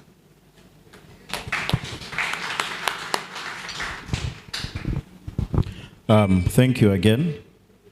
I think, for me, maybe one of the things I'd like to touch on is the issue of healing, and I think you just spoke to it. I think a lot of times if psychologically you were pushed towards psychological exclusion, you sometimes don't believe that you actually belong in a particular economy. So I think a lot of us could possibly be still trapped psychologically in some of the past that was never healed. So I think maybe the first start is to start the conversation about healing. I mean, we talk a lot about mental health because, we've trained, I think, now in the 5 years, and we started on the 4th of July, believe it or not, in 2018. But majority of the young people, if you ask them to build a story, write a story, it always came from a place of pain. We say, tell a good story about South Africa. There will be guns, there will be rape, in all of those stories. And we then ask the question, why is it that you cannot tell a good story? And they said, this is all that I know because the environment I live in only reflects bad things. So I think as you were speaking, Tate Masego, the School of Broadcasting, for us, hence Leaders in Motion Academy, to you, Dr. Say, we are building leaders that are in action. We want you to be conscious content creators, that what you eat with your mind is very dangerous and could be very toxic. So we need to recondition the mindset of content creators because storytelling has always been such a key and important thing in every community, especially in Africa. Now the African story, because it's never told in a positive light, Africa cannot see itself in the beauty that it deserves to. So having worked on a show called Generations, it highlighted the possibilities of South Africa because black people were heads of advertising agencies. But something has shifted in broadcasting. You only start to now only see crime and all of these things. And what that does to a human mind, I think maybe these are issues we need to confront, is that we need to get to a point where we control the type of content that our future leaders are consuming because it is the food that will then bear the seeds and the fruits that South Africa doesn't want to see itself with. So our hope is, again, that we applaud you to not see the creative sector as it's a very necessary sector because you use it every day. Big business, small business, you drive content to tell people about the services you render. We are teaching young people to be able to help your businesses, small business, because of our young people that we train. We ask them to adopt a business in the township because that's where they are from, or the rural area, and create a video that speaks about their services. So I think maybe as our lady was asking, where is the youth? I think the youth is in all of us, right? Because now once we start to touch on the issue of leadership with a soul, we are reigniting that young person. That's why we work a lot with young people, because we want to see young people being elevated to the right positions. And that's why we will then have a lot of leaders come to this academy. We worked with the head of YouTube, I think the YouTube ambassador from Ghana.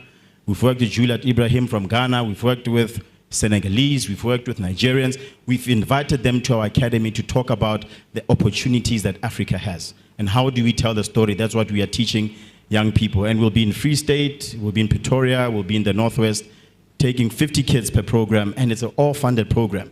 And we want to really just thank those partners that continuously support us to ensure that good stories are told on a daily basis, because I think psychologically we'll start to see the shift that we want to see. Thank you.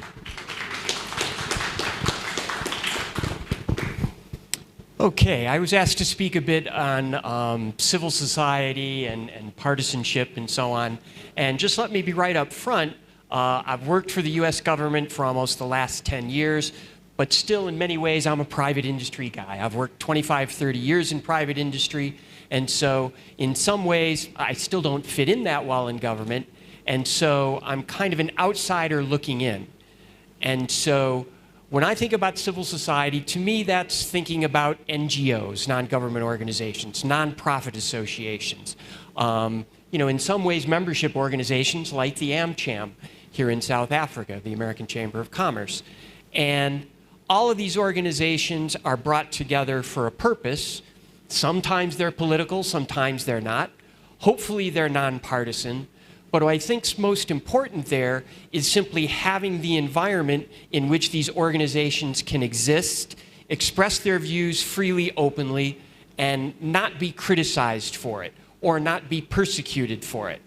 And so in many ways, I think South Africa is in a very good place because I can't claim to know the civil society here in South Africa very well because we work much more with businesses as opposed to NGOs.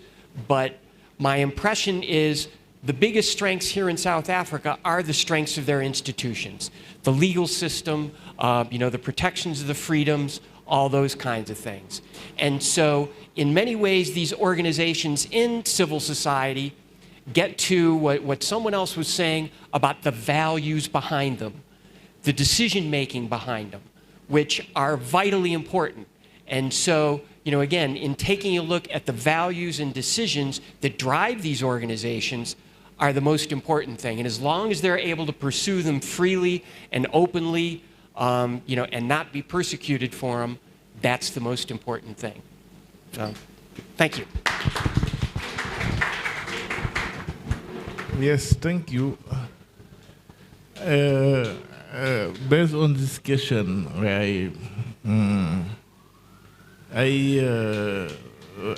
Axel Kabu is a Gabonese author, Gabonese. She write a book. And the book in French is Si l'Afrique refusait le développement. She asked, I don't know how. It's like Africa refused to develop.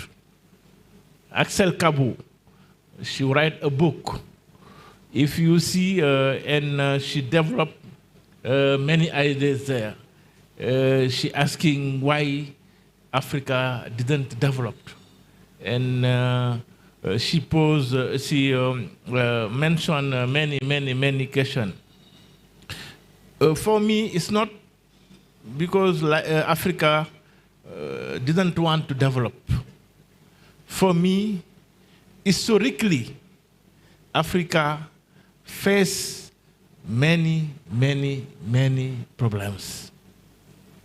You see, like South Africa, you come from a long way, many problems. It's in any country in Africa for me. If you look at also the global economic governance, many injustices against Africa. For me, we need also to reform the global economic governance. And we have another author also, René Dunant. He write in French, he said, l'Afrique étranglée. How to get you can say it? He mentioned that Africa is strangled. By who? It's many things to develop. But only to say we have the slavery, we have the colonization, and we have also, if you go to the global, the World Bank, the FMI, yes, the International Monetary Funds, If you go to l'OMC, the global trade organization, the structure is they are not in favor of Africa. For me, Africa is on a good way. We have emerging leader, like our President Macky Sall, who leading right now African Union. We have some good leaders in Africa. But globally, what I wanted to say is Africa faces now many problems. We have security problems. We have to solve the conflict in the country and between countries. We have to solve it. We have many conflicts. We need to have peace in Africa. No development without peace. Peace is important in order to develop our country. But I hope that we have a new generation thinking that Africa must be changed and Africa will change. And for me, we encourage this generation to fight and to continue in order to develop this beautiful country. And I hope that this development will happen one day. Thank you.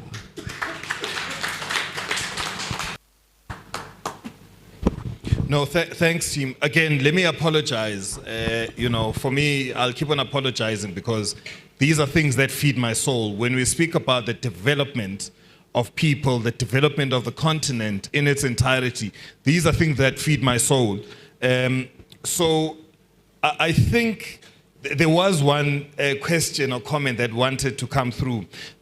I think what we're going to do is I was going to get to a situation whereby we deliberate the structure or the shell that exists. How do we populate it so that it becomes an institute? But I think, you know what, it's 10 o'clock.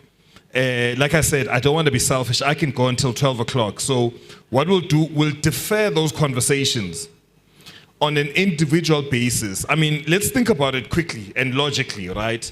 So from the Senegal, remember this is a shell, and this is what I'm saying, the power of the belief of individuals that are here. So a shell has got a partnership that they're going to sign with the Republic of Senegal. Which shell has been able to do that? Right? It's because of the belief that they have in the leadership and the leaders that are here. We've got Tato here, speaking about the reshaping of the story. They've also got we're going to be signing a partnership with them. We've got Simi. Where's Simi? From the health and wellness point of view, I mean, that's why she's giving. So for me, the key question is, how do we define the leadership with the Soul Institute, but everyone contributing? There must be no one-tenders or funny things like those. Only for people that are leaders and leaders with the soul who are willing to say that here's what we are contributing. What we need is for us to be able to scale. We need partnerships, and that partnership is going to be the leadership with the soul because it galvanizes the right kind of people. Very clear around that. What the structure entails, I don't know. It's for everyone here to define that. And perhaps, I don't know what the suggestion will be. Perhaps we need to have a smaller version of this. I don't know. That will come through, but let me take the question. No, I even forgot my question. I will take just 10 seconds. We are going back to Pretoria also. So the question was even for you, but I was just listening around. Like the senior said, leadership has to do with politics also. Because I hope you are not putting it on ABC, I don't know. Just let me make it clear. I'm not talking about one president, but even you speak about the leadership. So it means like those guys higher talking. So my question was, how effective would be this ALS, I can say, Alex Leadership Studies also, like Institute of Security Studies. I was talking with Mr. Yaki Selye, this big guy, and I just asked him one question, but when he answered me in box, I understood a lot of things. You know, now we have Ukraine war, terrorism, and COVID, and all those things showed us that we will surely go down, maybe in 10 years, in 20 years. And this lady over there, excuse me, pointing also, this young lady, in few years she will be another lady, with kids also, with other duties. But we must train them to adapt, because their world in 10 years will be a quite different world. In 20 years will be another different world. We will not define it today. So my question really is, how effective can we be if we are not linked to this leadership? Because ultimately they will be the one deciding. Don't be a think tank, like a security study institute, which will propose things to people who will never apply them.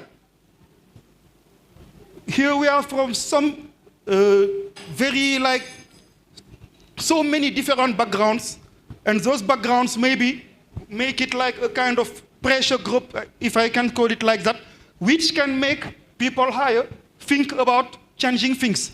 Otherwise, we will just make like the very senior said, talk shows, talk, and nothing will happen. Because we can decide for Senegal, you will never decide for South Africa, and you will never decide for America.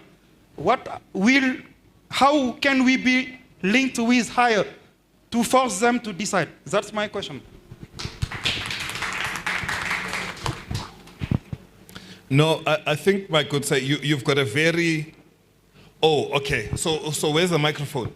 Can the microphone go there while we're doing that? So the one thing we're very clear about, and this is why I brought practical things that are happening.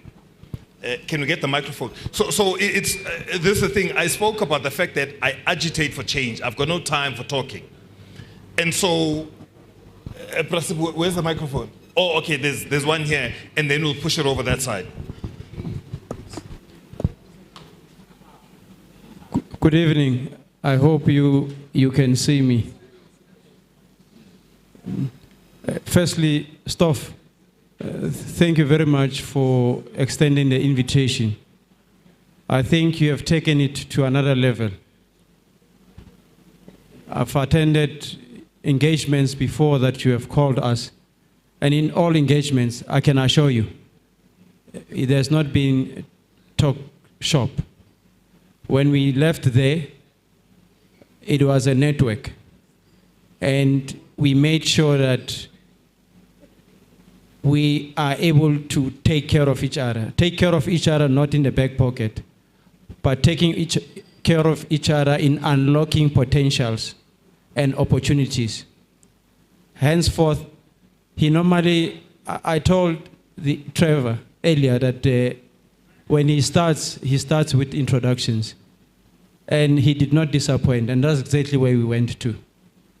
But what I want to talk to is that earlier when he gave us 3 problem statements, all of us, if not, we spoke about the future we want to see. And because we understood that we are an aging community, or an aging, we then spoke about the investment in youth. Everybody in this house, you and I, escaped what is currently happening with the youth. Tadro, I want to implore you. Look at what's currently happening with the Nyaupe. Nyaupe has taken care of the youth. That's why I started with saying you and I escaped that. There was a system that worked, that ensured that you and I never got exposed to those things. That system worked.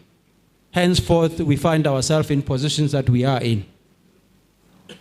What happened since then? For us to find our youth engulfed in those things like the way they are. I mean, there's one Tato who is now very popular, I think, on YouTube and everywhere. His name is Bonga. Is it Bonga? Yeah, Bonga. B-A-O-N-G. If you listen to that young man speak, and you then get to hear that they picked him up in the street because he was also already hooked in Nyaupe. How many of those can we save from the street? To ensure, yes, government speak, Stoff's friend, our premier, the new premier, speaks about the fact that he wants to take the youth and put them into rehabilitation. That's a very good gesture.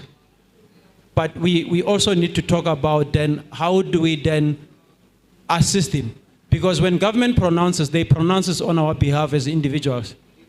I've got conviction. I normally say when the president gets into parliament and speaks about the fact that a number of graduates are not working and we are going to create opportunities of this many for graduates. He's not necessarily speaking about government. He's speaking about you and I in the positions that we hold. What legacy are we leaving behind? Because that legacy that we are leaving behind is the future of this country, is the future of this continent, and is the future of the world. That should be what pains us on the fact that how do we multiply ourselves within the youth?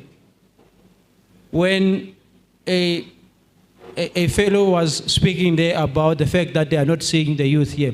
Maybe, Stoff, in the past, what you used to say, you said, when you send an invitation, you then said, bring a friend into. Maybe this time, the next leadership summit, which I heard you saying, you will be prepared to partake and even fund to make sure that at least these interactions are actually working.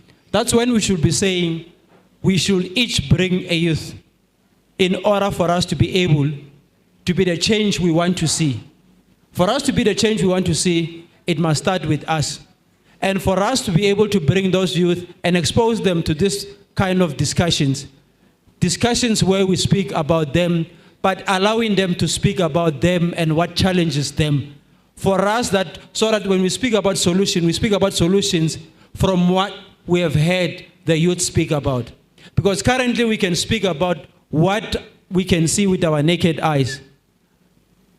You spoke about people telling stories from their pain. And those are the pain points. When we do strategy here, everyone involved, you first start saying what are our pain points. And that's what needs to happen when we bring the youth. Let me crocodile on that, my leader, and then allow other people to giraffe. Thank you. If you don't mind, just passing it over there.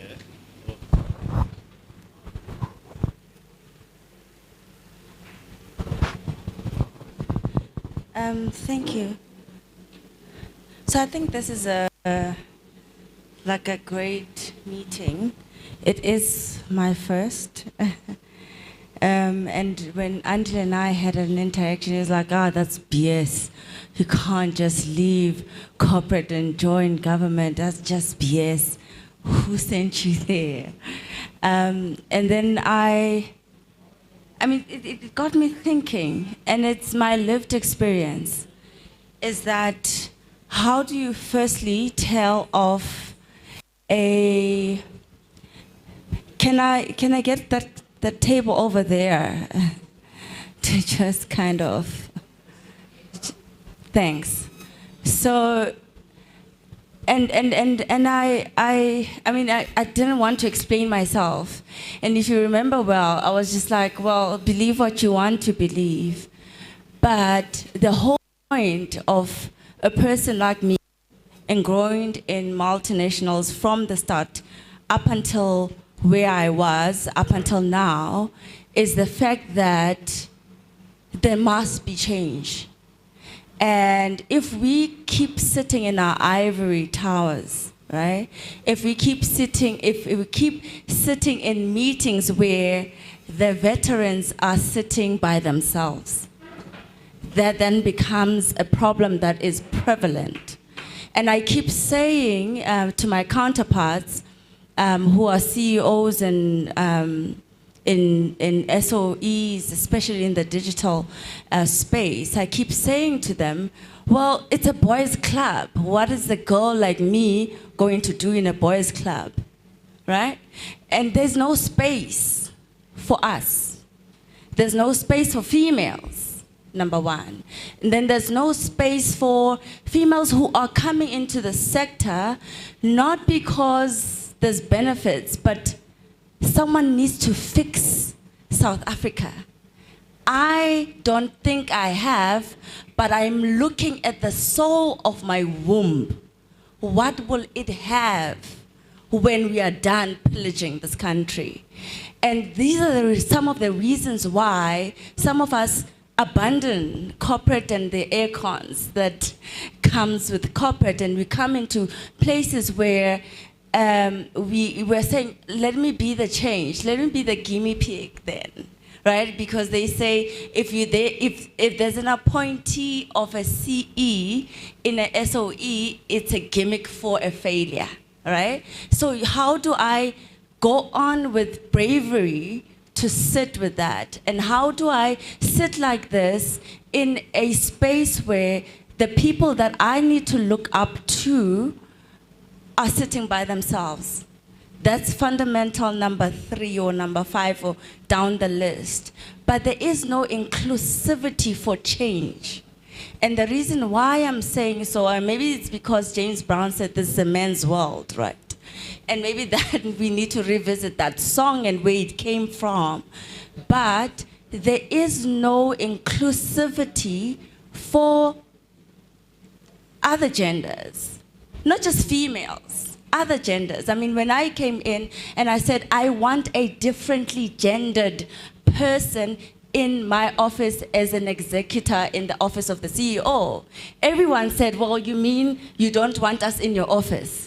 Right? This is the change that needs to happen. And it doesn't happen with us sitting and being comfortable.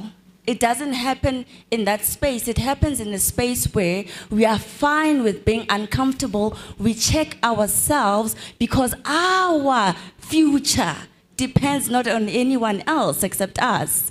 No one else can fix Africa's problems except Africans.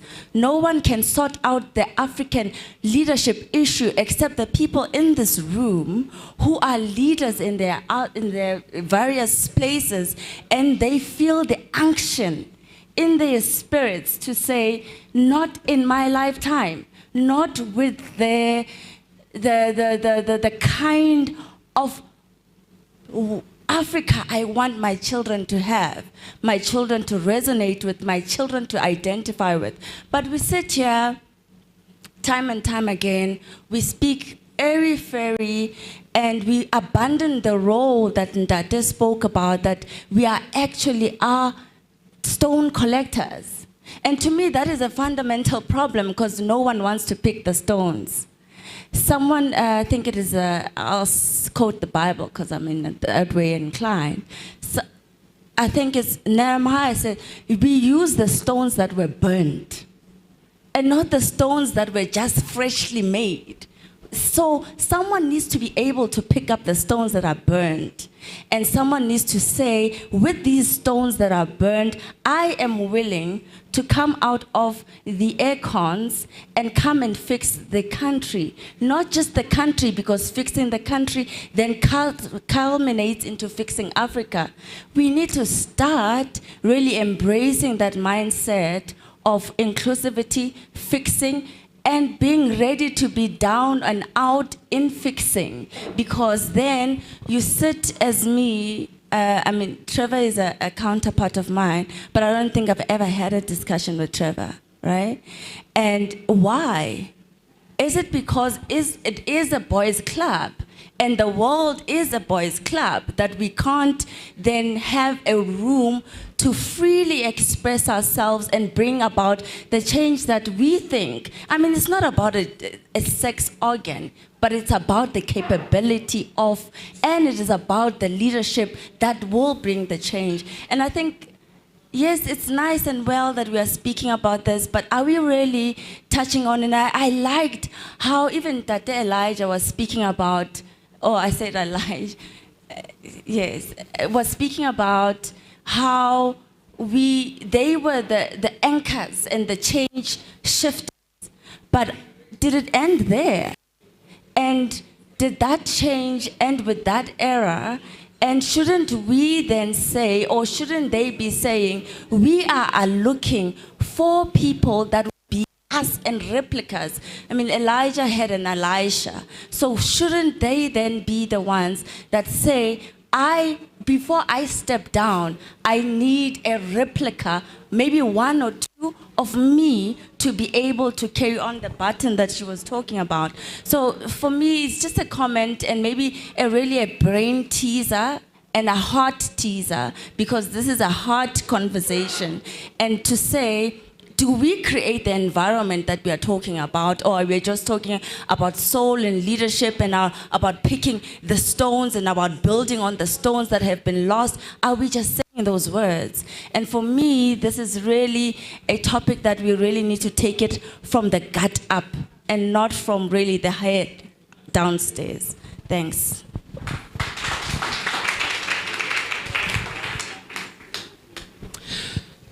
Sanbonan. My name is Musa Mahlaba. So my heart is teased. And with that said, there's a lot of things that have been said in the room.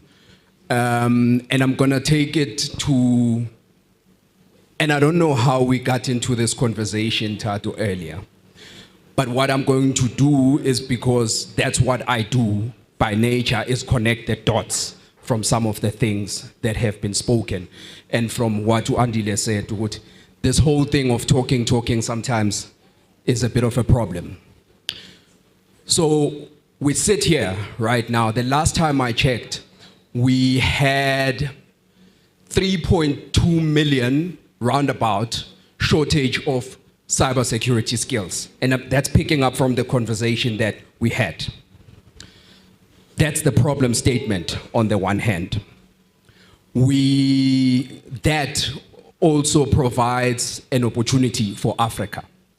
And I come from the perspective that says, and Bra Elijah can correct me here if I'm wrong, we were one of the first countries, or one of the first countries, to identify business process outsourcing as an opportunity overall. Yet today, that opportunity is being led by India.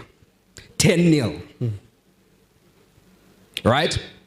Now, this is about what, 15 years later now, we have the exact same opportunity in cybersecurity. Now, let me then start connecting the dots, and then I'll give you another problem statement that we're sitting with.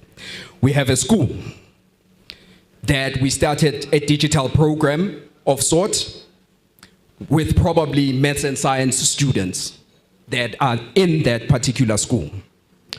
We have a gaming program. Psychometrically, a student who is maths and science inclined is likely to gravitate towards gaming and programming. Psychometrically, that same student, if they don't go into gaming, is a likely candidate in a technology field, right? That same student is a likely student that would then would go into an ICT field, but with their downtime, be an educator in the gaming and programming field as well.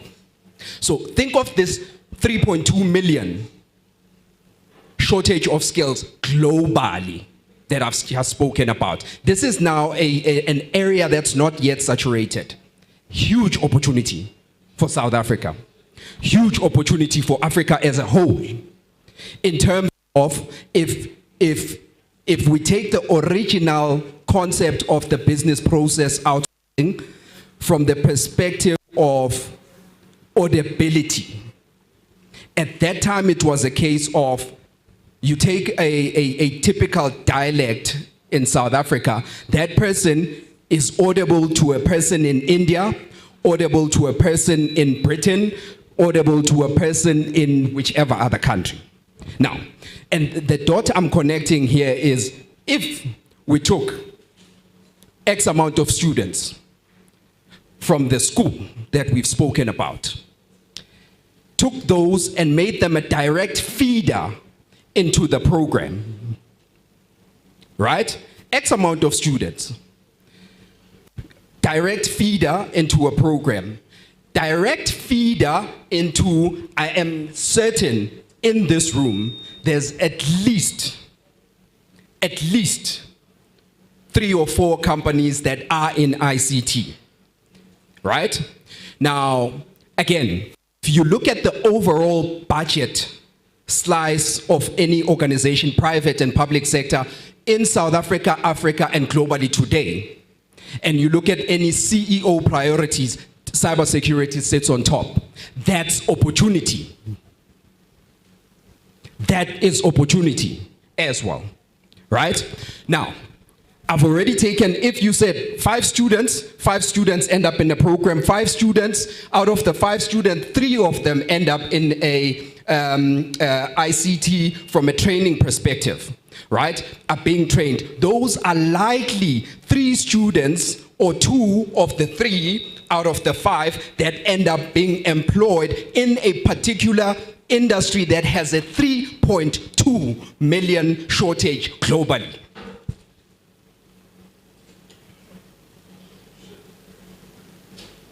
Right? And you take that. Now, let me give you then another challenge that I have then experienced in person. Right? In trying to solve that problem, we then set with, and this is, I'm going to make it a bit of a little challenge in that then we were approached as a company by a particular company, training partner, who said, Matlaba, we would like to partner with you in training these cybersecurity skills in South Africa. Guess where we fell short? They couldn't get that partnership going because that particular company is of Israeli descent. And in South Africa, they therefore don't get open to opportunity to train people where there's a shortage of skills. Right? So they didn't get that opportunity to then be able. Maybe I didn't knock on right doors. I'll take the blame for that. Right? However, if you then look at the flip side of that, then if you had to do any analysis in terms of cybersecurity attacks, this is one of the countries between Israel, Russia, and China that are probably at the top 1, 2, and 3 of being attacked on a second-by-second basis. Every second. If you look at the number of attacks facing Israel, Russia, and China, at any given point they sit in 1, 2, 3. What that means is those skills, those people that we're offering to train are the people that deal with this problem statement on a daily basis, so they know how to train a cyber operative. But we couldn't access that opportunity. It's still open. But that's why I was talking to the ability to then connect dots to say there is a student that's able. There is an opportunity. There is an overall problem statement, in fact, a number of problem statements that could be solved. But that then solves other social problems, including the problem of employment and youth employment overall. And that is an exportable skill as well, over and above that. So from a multiplier effect, solving that problem of unemployment, you could solve that problem twice, 3 times, or 5-fold. because it's an exportable skill. So that's just food for thought. Thanks. So let me do this, ne?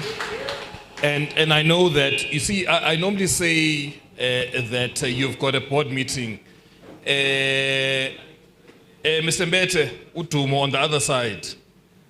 Bob Seth, unless you've got like something pending, which is like 1 minute, because I know your passion. Mr. Mbete, Utumo, ulapha ngasemva mos. So I usually say that there's a board meeting, which has got the company secretary, and then there's the real board meeting, which does not have the company secretary. You see, right now, where we are going to is the board meeting without the company secretary. I'm also very conscious of people's time. I did promise that by 9 o'clock we'll release people.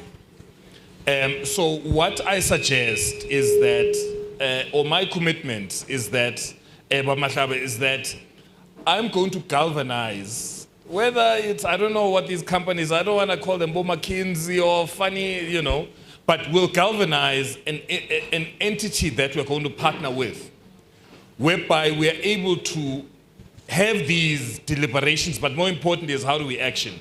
For me is how do we then say that we have we're going to, I mean, there's a recording. How do we take all of these inputs? And then when we then present back to the membership of the leadership with the Soul Institute, which is a shell, it then becomes empowered based on the mandate to be able to do what it needs to do. So that is my commitment. Because I see you haven't spoken.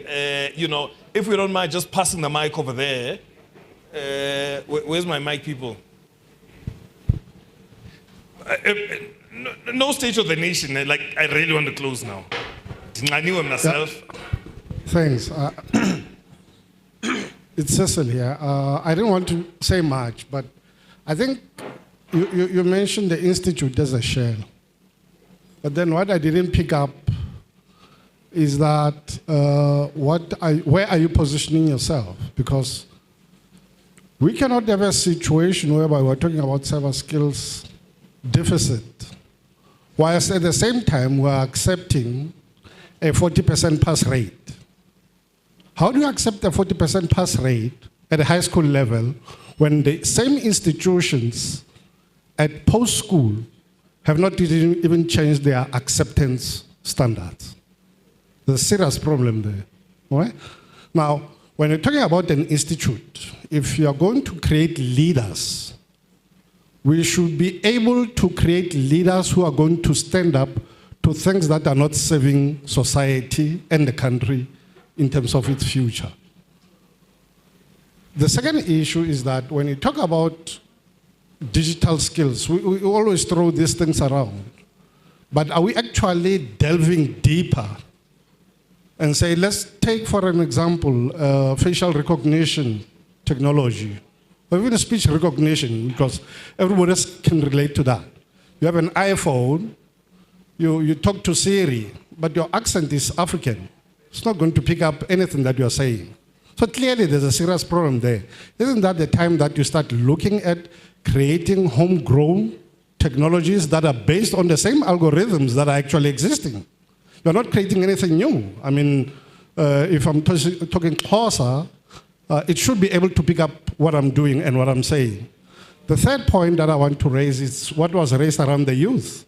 We always mention the issue of the youth, and we are passionate, all of us, about the youth.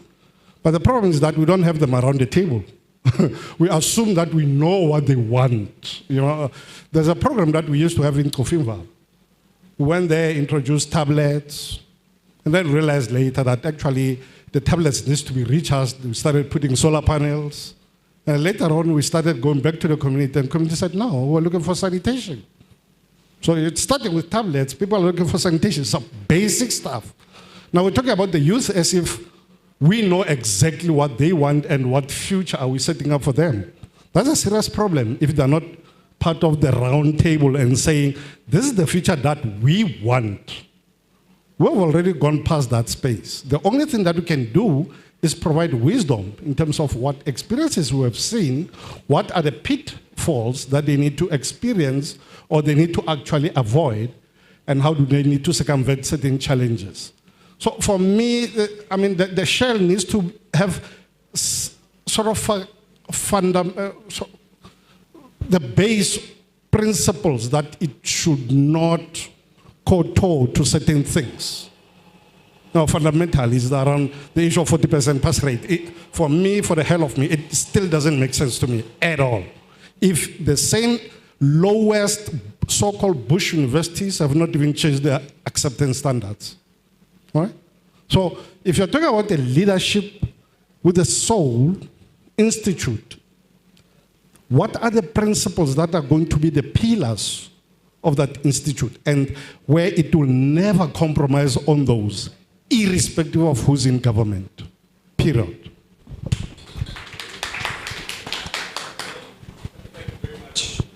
Mhlekazi, thank you very much. I think it's, critical what you're saying. So I'm now going to make sure that we close.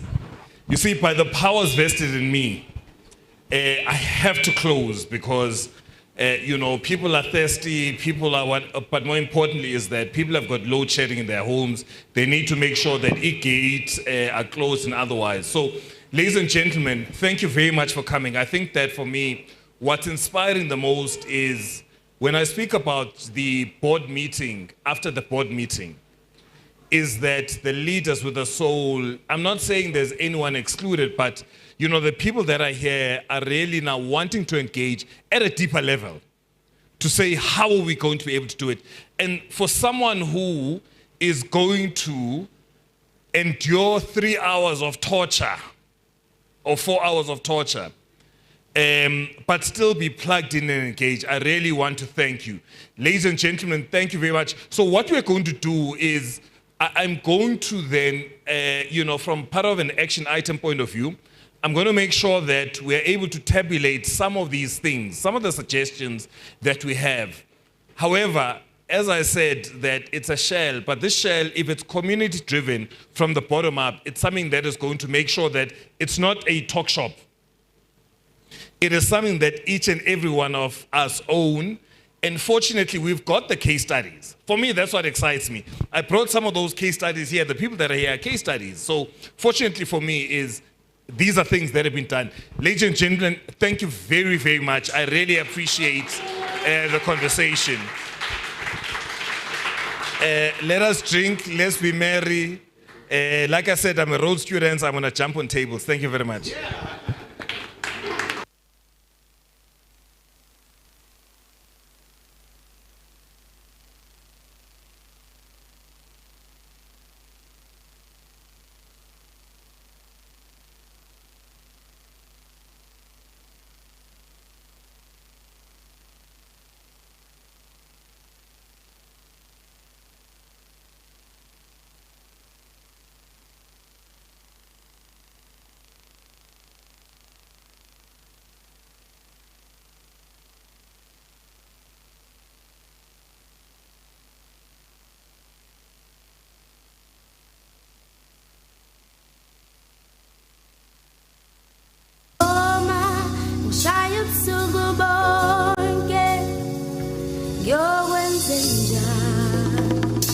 ngaphandle kwakho unjengengoma wena ushaya ubusuku bonke ngiyokwenza njani ngaphandle kwakho.